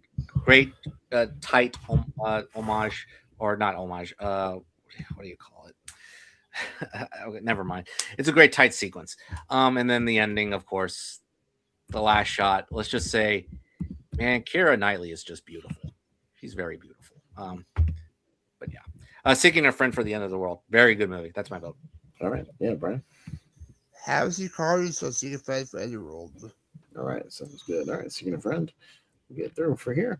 We got The Promotion with Reilly and Little Miss Sunshine with Carell. So it's on me. I haven't seen The Promotion, but it sounds interesting because I kind of want to watch it because it's supposedly about two guys fighting for a promotion at a supermarket, which interests me because I work at a supermarket. So I might want to watch it just to see if there's any kind of real stuff in there that I've sort of encountered on the watch list. Yeah, so I'll check it out. I think it's available kind of out there on different services. So I'll get to it at some point. Little Miss Sunshine is solid. I'm not over the moon on it like some other people are. It's not one of my favorites, but it's decent for what it is. I'll go Little Miss Sunshine. So. I'm gonna go with Little Miss Sunshine just because it's only one of the two I've seen. Okay. Jonathan? Yeah, Little Miss Sunshine. Yeah, I'm not as rhapsodic compared to other people who love this movie. I think it's good. It's a good movie. It's really just a spotlight on their performances. That's what I think. Abigail Breslin is great. Alan Arkin's great, and Steve Carell does give a good darkly comedic performance. Yeah, it's just a solid road trip movie. Like, does it deserve to get Best Picture nominated? Probably not. But no, it's good. Did Alan Arkin deserve the Oscar that year, or was it a career Oscar? That's a good Because question. Alan Arkin, you got Jackie Earle Haley for Little Children. He's You got great. John Hansu of Blood Diamond. He's great. You got Eddie Murphy in Dreamgirls. He's great. great. And Mark Wahlberg, Departed. Out of all the ones that should have been, well, if you substitute Jack Nicholson for The Departed, I think that'd be really fucking solid. Shit. Ooh. I might have gone either Jackie or Eddie Murphy, honestly. Yeah. I would have gone Eddie. Yeah. I would have gone Eddie. Eddie's great. I'm gonna go with Jackie or Eddie. Jackie or Eddie, because Jackie's really good in Little Children. That's a crazy dark performance, but it's very good. Yeah. So anyways, that will get my vote. Little Miss Sunshine. It's a good movie. I have not seen the promotion, but we're gonna show the logo again. It's on Tubi. It's on Tubi, amongst other things. Another one that's on like 7 streaming services. So yeah, there you go. Yeah. Little Miss Sunshine. All right, Brad. I'll go with Little Miss Sunshine because I've seen it. Okay. And Malcolm? Yeah, I remember watching the promotion for the first time last year when we did Sean William Scott movies on Rankin. And yeah, it's a good it's a solid comedy. And very wacky at times too. I think you'll love it, Austin. Okay. Yeah. But Little Miss Sunshine, I just think is fantastic. And I'd argue he did actually deserve the Oscar. I think Alan Arkin is fantastic in the movie too.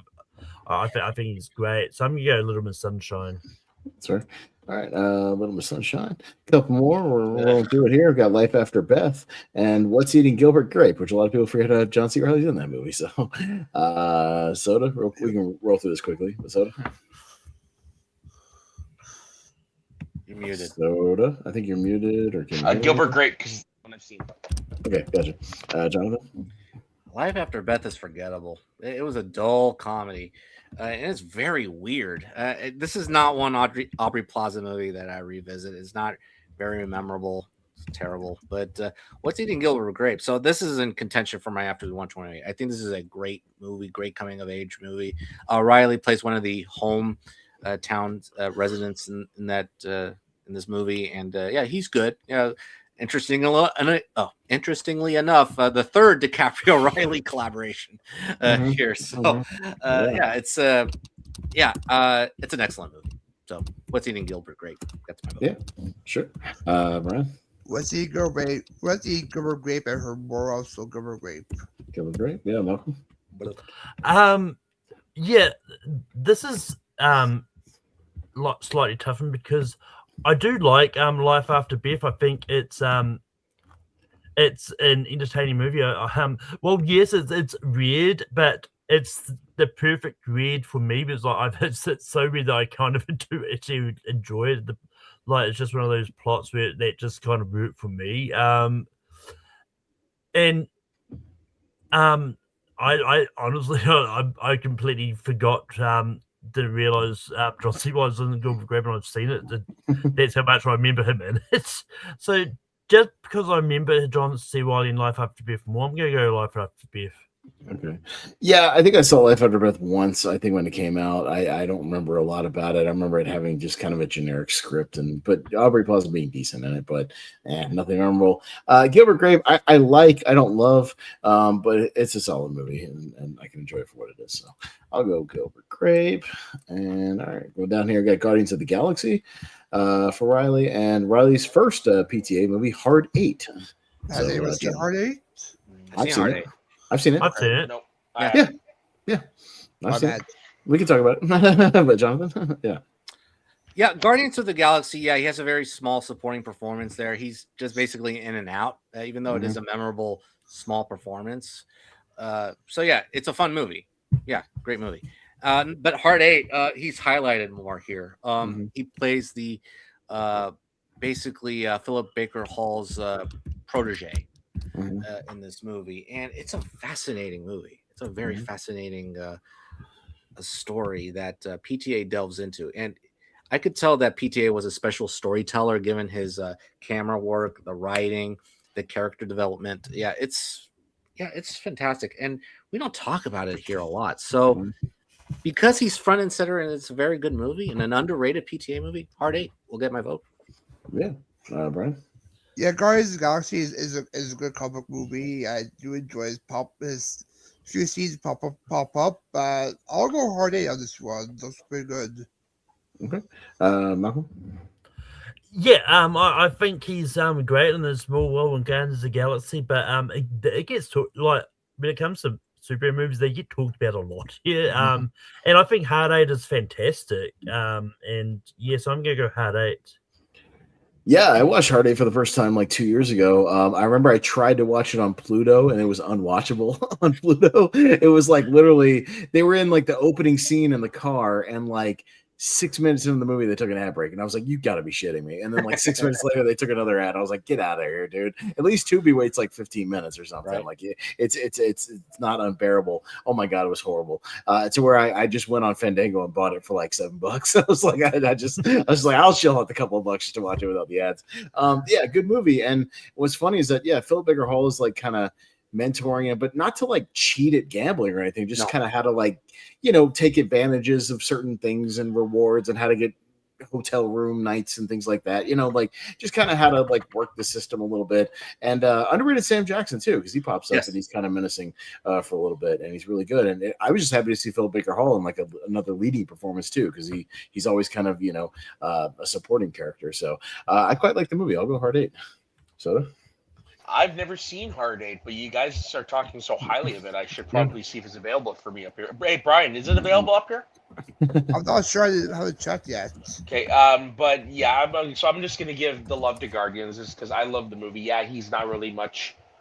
He's more of an in and out kind of character, but he's an in and out character that you remember. So yeah, no, I'm gonna give it to Guardians. It has popped up since on Paramount Plus, if anybody has Paramount Plus, from what I looked up, but I don't know how available that is everywhere, but it's on there now. So we have Paramount Plus, but it's our distribution laws for media is fucked up here. So okay, I gotcha. So all right, well, Hard 8, and there we go. We are done. So hey, we'll hit the speed round, and let's wrap it up and see who wins. And maybe I'll even I haven't been putting up a lot of polls lately, but I can still write down the Elite 8 and see kind of who has the advantage when we get to the Elite 8. Who's got the most movies. So we'll get that. Well, since this movie was actually in the tournament, I'll play this. Now, is there anyone out there who wants to go fast? Anybody? I want to go fast. Hey, get him a suit. Hurry up, make it snappy. Let's go. Hustle up, hustle up. All right, so it's time to go fast. You know how it works, so I'll rattle all these off. You guys give me those quick rapid fire votes, and we'll get the speed round going here, and we'll see who gets the advantage as we wind it down here. Brian, we'll start with you. Hope Springs and the Aviator. Aviator. All right, Malcolm. The Aviator. Also go Aviator. Soda. Aviator. And Jonathan. Aviator sweep. Aviator sweep. All right. So there we go into the Sweet 16. All right. Despicable Me 4 and Gangs of New York. Malcolm. Just because I've seen it, Gangs of New York. Scorsese match. Gangs of New York. Soda. My favorite Scorsese, Gangs of New York. All right, Jonathan. What Austin was saying. Gangs of New York. All right. And Brian. Sweep it. Sweep it for Gangs of New York. All right, so we'll get a Scorsese match here in just a few minutes. Never Been Kissed and Step Brothers. Me, I'll go Step Brothers here pretty easily. Soda. Step Brothers. Step Brothers. Jonathan. Yeah, for this round, Step Brothers. Okay. Brian. Boats and Ho with Step Brothers. And Malcolm. Step Brothers. Step Brothers. All right, we'll at least move on in this round. Stan and Ollie and The Big Short. Ooh. All right, I'm going to at least play Travolta for me for this one, at least. Okay. What a predicament. All right, at least for me personally, but we'll get there. Soda. Ooh. I'm going to go Stan and Ollie. Okay, Jonathan. Big Short. Okay, Brian. Just so you'll see here a lot of Stan and Ollie. Malcolm. You know what? I'm also going to go Stan and Ollie.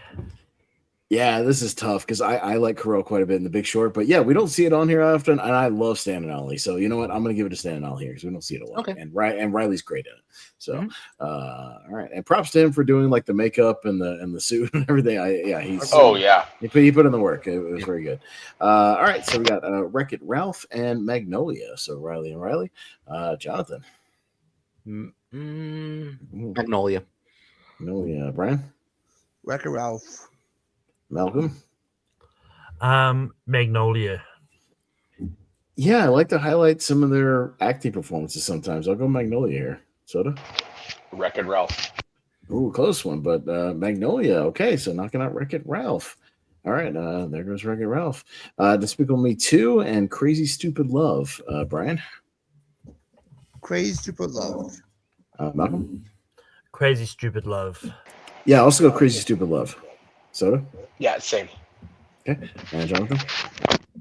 Sweep it. Crazy Stupid Sweep Love. it. All right, we'll sweep it for Crazy Stupid Love. 40-Year-Old Virgin and Bruce Almighty. Carell and Carell, two early ones. Malcolm? Oh, this is tough. Just slightly, I'm gonna go 40-Year-Old Virgin. Carell waxed his chest for real for that movie. 40-Year-Old Virgin. Props to him. Soda. You know what? It comes down to quotability for me, and I'm gonna go 40-Year-Old Virgin. All right, Jonathan. 40-year-old virgin. Sweaty pile. Oh, I like when he's cursing it like, you shithead. Oh, Yeah. damn. Oh, jeez. Yeah. I love that he finally met Kelly Clarkson. Yeah. Right. He's also is a collectible guy, so for a virgin. 40-Year-Old Virgin. All right, it's 40-Year-Old Virgin rolls through. River Wild and The Lobster. Me, I'll go The Lobster here. Soda. River Wild. Jonathan. Oh, the lobster. Brian. Lobster. Malcolm. It's kind of a water matchup, technically. Lobster and but lobster. Well, you find lobsters in water. Well, In the yes. water. Yeah. Sure. That's what I was going with. Okay. All right, fair enough. Okay. All right, so I think it's pretty even on this side. So Ooh, round three. Yeah, this next round will be a tricky one. So for the Elite Eight. All right, but we'll keep going with the Sweet 16 here. Anchorman and Over the Hedge. So Anchorman, yeah, okay, cool. All right, I think we talked about that. What's going to lose to Anchorman? Anchorman 2 and Walk Hard. We talked about Walk Hard and winning that one, right? Yeah. Yeah. Yes. Okay, cool. All right, so that'll be a really tough matchup when we get there. Oh boy. Okay. Oh boy. All right. Way back and Sing. We'll stop here. Soda. Sing. Jonathan? Wow. The way back. Okay. Brian. Cause I see this Sing. Malcolm. The way back. Yeah, and I'll go the way back. I think Carell's great. So, all right, way back. We got the original Despicable Me and Boogie Nights. All right, so Sweet Carell versus Reilly here. Jonathan. Oh, damn. You know what? Boogie Nights has won a tournament. I'll give it to Despicable Me. Okay. Yeah. Brian. I could see Gru breaking support history and try to steal his ad. Despicable Me. Okay. Malcolm. I'm gonna go Despicable Me. Yeah, we knocked out a lot of the other animation. I'll keep one of them for now. I'll go Despicable Me. Yeah, that's good. Yeah. Soda. Sweep it. Sweep it. Okay, so but we like Boogie Nights, just for the record. Yeah. Nothing against Boogie Nights. It's just Nothing against Boogie Nights. we need Despicable Me one in here somewhere. So. At least one of them in there, yeah. All right, Kong Skull Island and Cedar Rapids. Brian. Kong. Malcolm. Kong Skull Island. I'll go Kong. Soda. Kong. And Jonathan. Skull Island. Skull Island. All right. All right. We need to talk about Kevin and the Perfect Storm. Riley and Riley. Malcolm. We need to talk about Kevin. Okay. I'll go the Perfect Storm. Soda. Kevin. Jonathan. Perfect Storm. It's up to Brian. Storm. Okay, so Storm will move on for now. I'm surprised they haven't done a crossover parody of Home Alone and we need to talk about Kevin. We need to talk about Kevin. Kevin's not here. Kevin McAllister. We need to talk about Kevin McAllister. Yeah. I'll be good like splice picture for you, Jonathan. That's right. All right, Seeking a Friend for the End of the World and Little Miss Sunshine. Carell. I'm gonna go Seeking a Friend. I love that movie. Soda.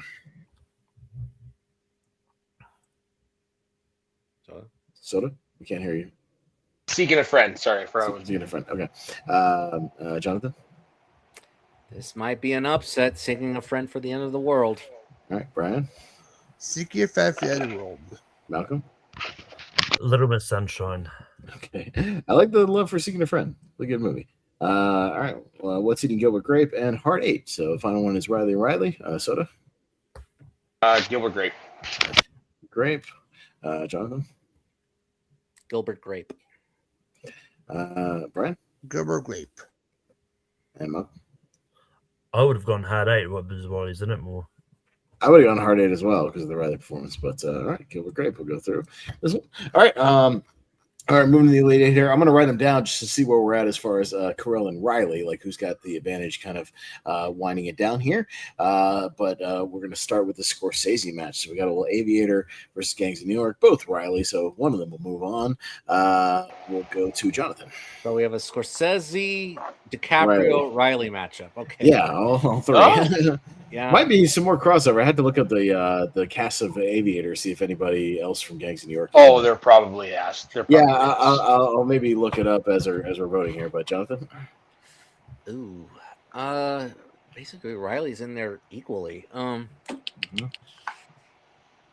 Aviator. Aviator, good. Brian, Okay, I see it again, New York. okay. Malcolm, I like the Aviator way more. The Aviator. I like Gangs of New York way more. Gangs of New York. Soda. I know it's And I like it way more as well. Gangs of New York. All right, Gangs of New York. Okay. So Gangs of New York's first one to make the Elite Eight here for Reilly. Hello, priest.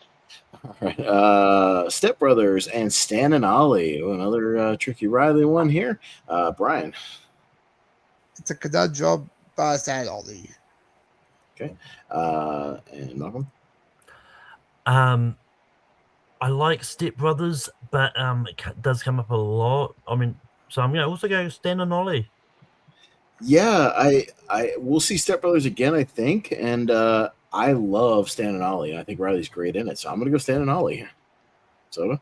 Yeah, I'm gonna go Stan Ollie as well. It's a hidden gem for sure. All right, Jonathan. Wow, y'all made my night. Stan and Ollie sweet. Stan and Ollie sweep. Okay, Yeah. so it makes the Elite Yeah, Eight. it is safe to say it's a hidden gem. It's a nice Yes. hidden gem. Yeah, it's Yes. one that I've recommended to a lot of people. Yeah, I'm like, Yeah. even if you don't know Laurel and Hardy, it's really good. Like, it's you'll get it. Yeah. Or even if you only know them as the guys on the poster and Friends. Right. It's a good friendship movie. Yes. Magnolia and Crazy Stupid Love. Malcolm. Ooh. I'm gonna slightly go Crazy Stupid Love. I don't mind either one. I'm gonna go Magnolia here, but I don't mind either one. Soda. Crazy Stupid Love. Okay, Jonathan. Oh man. The reason why I'm picking Crazy is because we have a lot of Reilly going through, so we need to even it out with Carell. So Crazy Stupid Love. Okay, Brian. Magnolia has one tournament, so Crazy Stupid Love. All right, that's fair. Fair. All right, so we got our first Carell here with Crazy Stupid Love. All right, write that down. All right, and we got 40-Year-Old Virgin and The Lobster. So a little more Carell and Reilly. I love me some Lobster, but 40-Year-Old Virgin is one of Carell's best. So I'm going to go 40-Year-Old Virgin. Soda. Yeah, I'm gonna go 40-year-old virgin. All right, Jonathan. Oh man. All right. Well, it's not about these rusty trombones and these dirty Sanchez and these Cincinnati bow ties. And it should say balls. Version. We'll It get should my say vote. balls. Yeah, it's great. And the butthole pleasures. It's not the butthole pleasures. He's very funny, Brian. Angel Aquarius for Virgin. Okay, and Malcolm. It's also, in a way, it's the Finding Love matchup. Yes. Yes, yes. 40-Year-Old Virgin. Yeah, he's like they're both running out of time to find love. Yes. Yeah, because Steve Carell feels like he's kind of done finding it. Yeah, he's past his prime. So yeah, all right, 40-Year-Old Virgin. A weird double feature, but it makes a whole lot of You sense. know what? It's not bad theming. Yeah, the only difference is he's not stuck in. Well, he's in his own apartment, lonely, and in this one, yeah, they isolate you in a hotel room by I mean, yourself. you could apply the quote to The Lobster. I mean, it's not about cocks and acid. Yeah, The 40-year-old lobster. Ugh. Yes. Don't lobsters live a long time? They live a long lifespan, I don't know. right? Yeah, I think they do actually. Okay. All right. Here's a really tricky one. I might have to play the conundrum for this one. This is Anchorman and Walk Hard. I'm gonna play it. This is a fucking conundrum. But it looks like we have ourselves a genuine conundrum.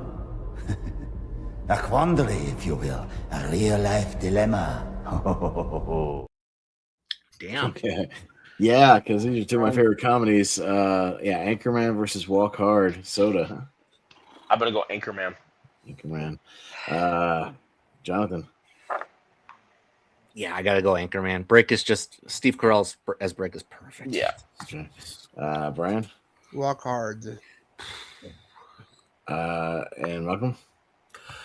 Yeah, I do love Walk Hard. I think it's great, but I like Anchorman more. Anchorman.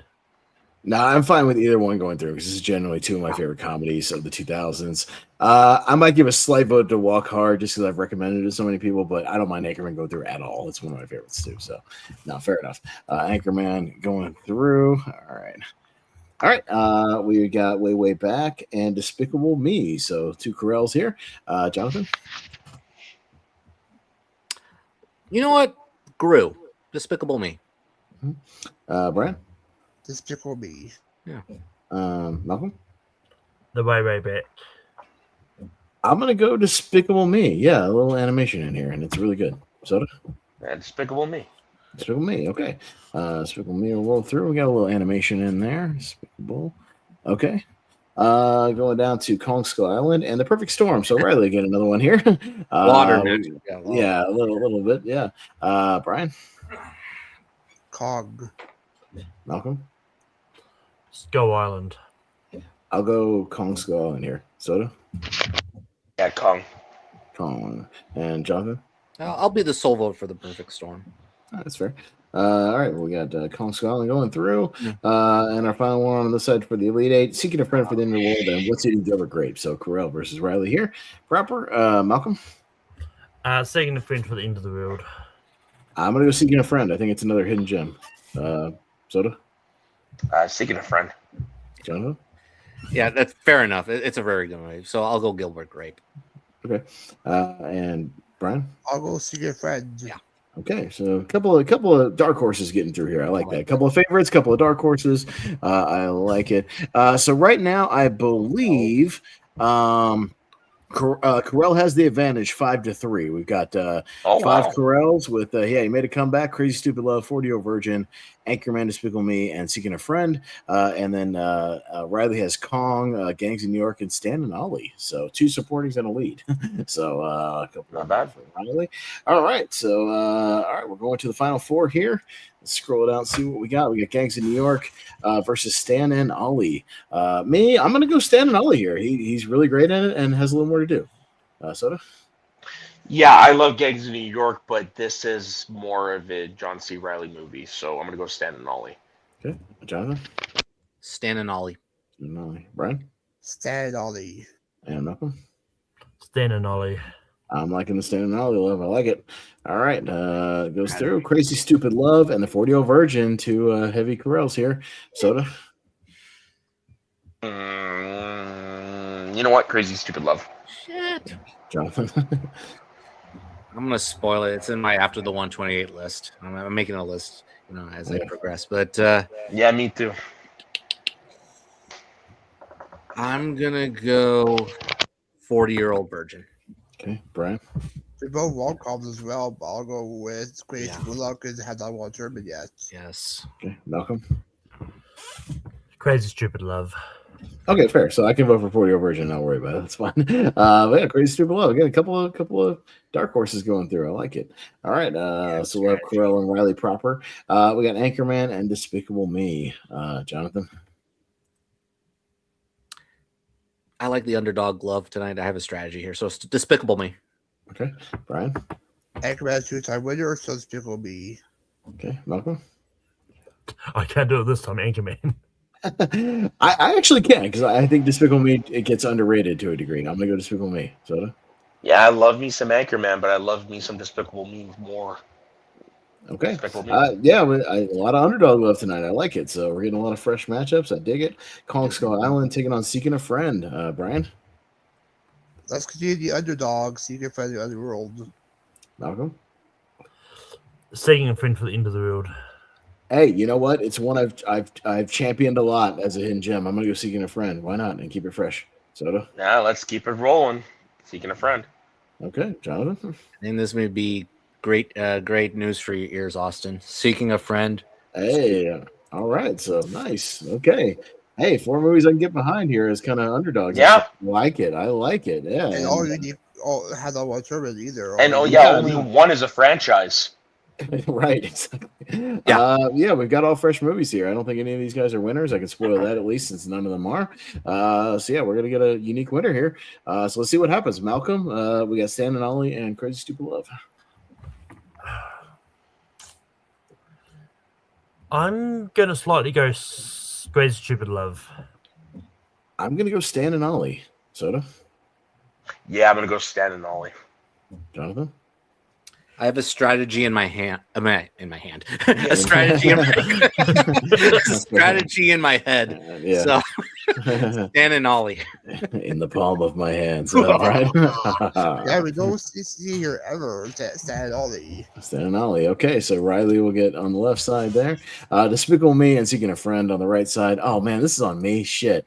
These are 2 of my dark horse favorites in here because I love both of them. I've always championed Seeking a Friend as a great movie, so I'm gonna stick with it here, but I don't mind Despicable Me going through it at all. Soda. I'm gonna go with the one I've seen, Despicable Me. No, that's fair. Soda, or excuse me, not Soda. Jonathan, sorry about that. It's going according to plan right now. Mm. Seeking a Friend. Okay. Yeah. All right, Brian. That's how Hidden Gem Finals, Seeking a Friend in the World. Ooh, I like it, Malcolm. Yep. Seeking a Friend for the End of the World. Yep. All right, 2 of my ones I recommend to people a lot. So there you go. And it is Reilly versus Carell, but this is a conundrum. Holy shit. Because I love both of these movies to death. Oh, man. Oh, boy. Shit. I might need my full 10 seconds on when we get around to me. But Soda, we're going to start with you. Stan and Ollie and Seeking a Friend for the End of the World. I 2 mean, underdogs here. So I haven't seen Seeking a Friend. I've been voting for it, but I haven't seen it. I'm gonna go with Stan and Ollie. Okay, no, I've that's seen cool. it and it's great. Wow. Jonathan. Boy, you get bonus points if you make me cry, and I did cry a little bit at the end. Seeking a Friend for the End of the World. Yeah. Brian. Okay, first I watched me this year. Stan and Ollie gets my vote. Okay. Malcolm. Seeking a Friend for the End of the World. Oh shit! Oh. Don't put it on me. Oh no! I'm Oh, sorry, no. man. Oh I'm sorry. no! Because like literally, these are 2 that I've always been like, oh man, you got to see Stan and Ollie. Like if you missed it, it's Yeah. great. And I've always been like, man, Seeking a Friend for the End of the World. That's a really great movie. You should check it out. Like it's a hidden gem. It's awesome. Oh damn! And Let me these are the put it to you closest. this way. These I'm are the not gonna get closest that. These are the closest that either have been to winning a tournament. So this is like a genuine conundrum. Shit. Yeah, and I don't know if any of these movies are going to get another chance. That's what I mean. Like Yeah. neither one's gonna get like another shot. 'Cause there's no ladder series. There's no I'm like just going to put theme it to you this stuff. way. I'm not going to get angry. These are I both know. good movies. Really I good. know, but what do? I'm gonna play it for myself. Hang You on. have, you abstain and just leave it as a tie. Yeah, can we tie? No, I can't tie. You can delay as much as you want. We got plenty of time. Shit, Oh, I know. yeah. I'm not gonna do it forever.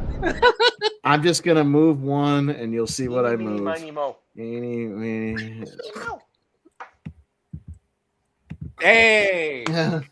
I've always championed it, maybe even longer than Stan and Ollie, because Seeking a Friend is 2012. I've championed it since 2012, since I saw it in the theater, and been like, you guys missed out on this movie. It's great.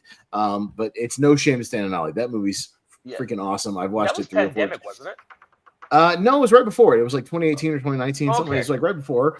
But yeah, it kind of got lost in the shuffle once COVID hit, and people kind of missed it.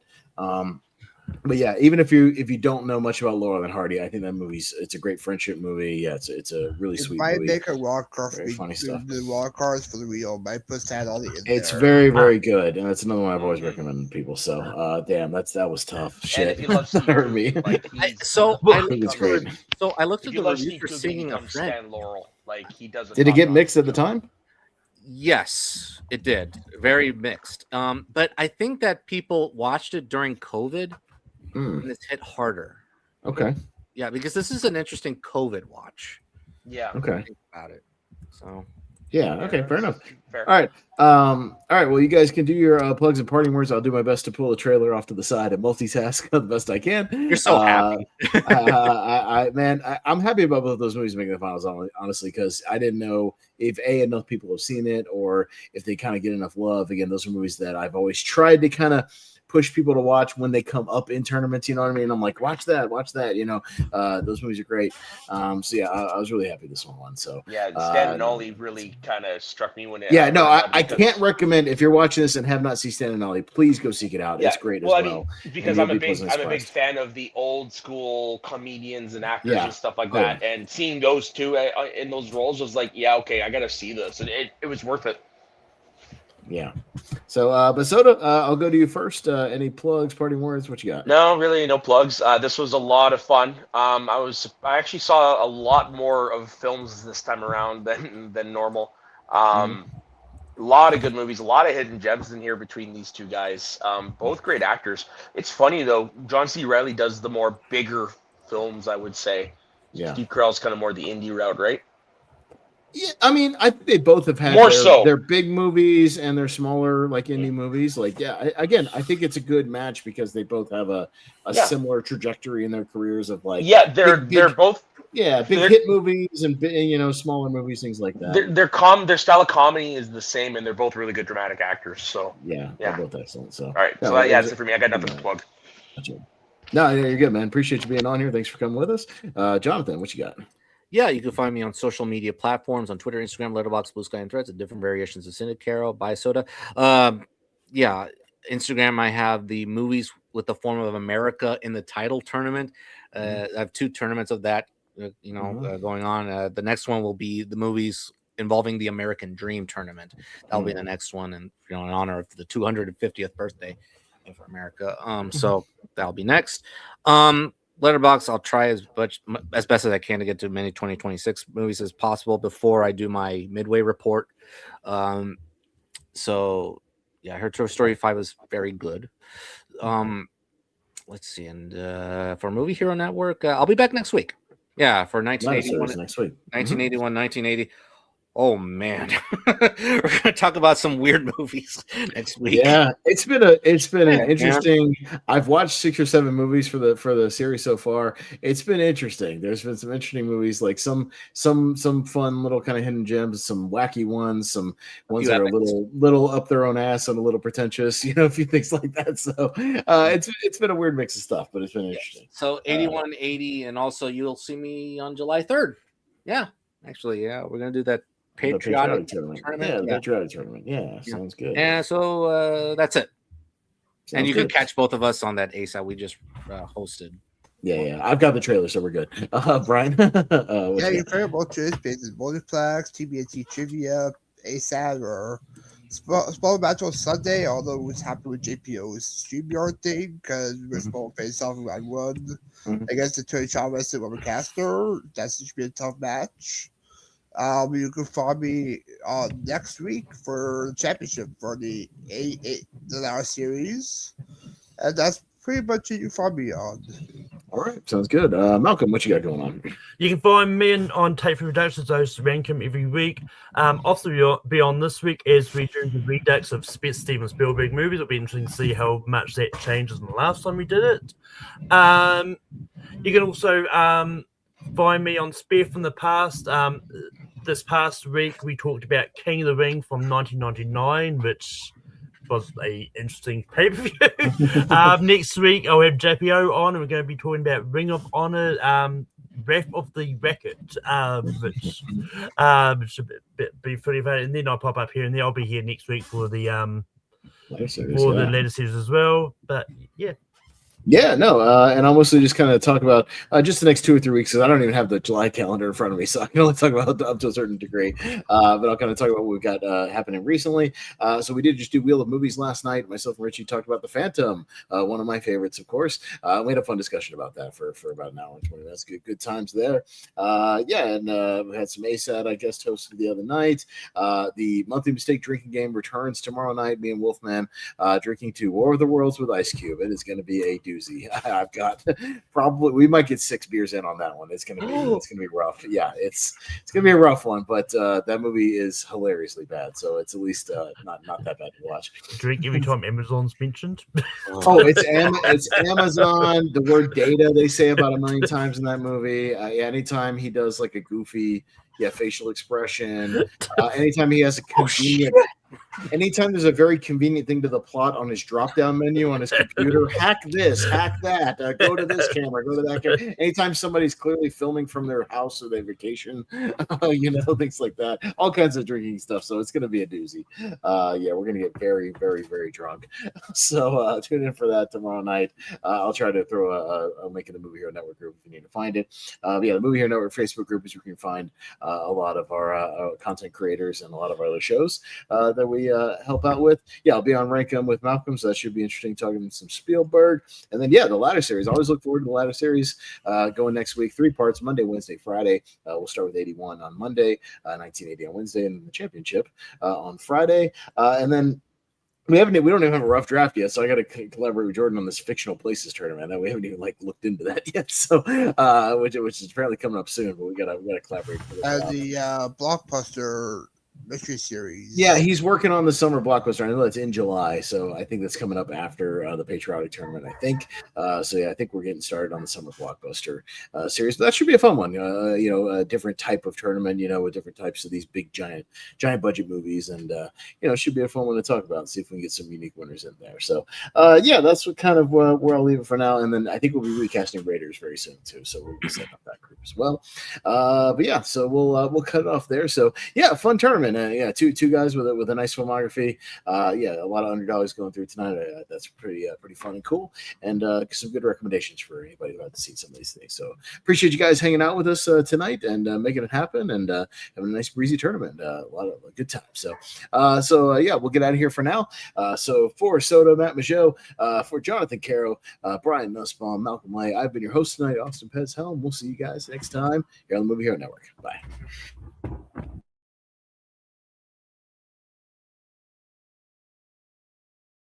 The final mission to save mankind has failed. The 70-mile-wide asteroid known as Matilda is set to collide with Earth in exactly 3 weeks' time, and we'll be bringing you our countdown to the end of days, along with all your classic rock favorites. So feel free to wear your casual Friday clothing pretty much any day of the week. And if anyone wants to be CFO. Anyone? So, what are you doing with the rest of your life? Catching up on some me time, find God, maybe move around some chairs. Maybe I'll run into you on an orgy or something. That sounds nice. Listen, Elsa, you don't have to come next week or ever if you don't want to. It's okay. You fighting me? There's just no need. Forget it. See you next week, Mr. Dutch. I regret my entire life. Okay. Okay. Bye. Bye now. We should set up Dodge with Karen, don't you think? It's everything I never wore. The sky is falling. I've been with a different girl every day. They don't care about diseases. Are you gonna call them back, or are you related? You know? No, I don't. I don't. You don't? Hello? You okay? No! I'm never gonna see my family again. Would you like to come in? I won't steal anything if you don't kill me. Agreed. Who's the girl? She the one that got away? Well, they all got away, but she was the first, yeah. Let's go find her. We need to go, right now. If you drive me to where I need to go, I can get you to your family.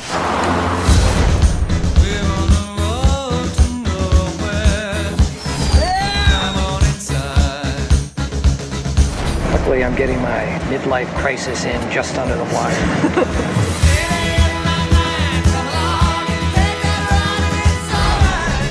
Hi, welcome to Frenzies, where everyone's your friend. I can't believe you guys are still open. And do you know what? It's his birthday today. Why didn't you tell me that? Happy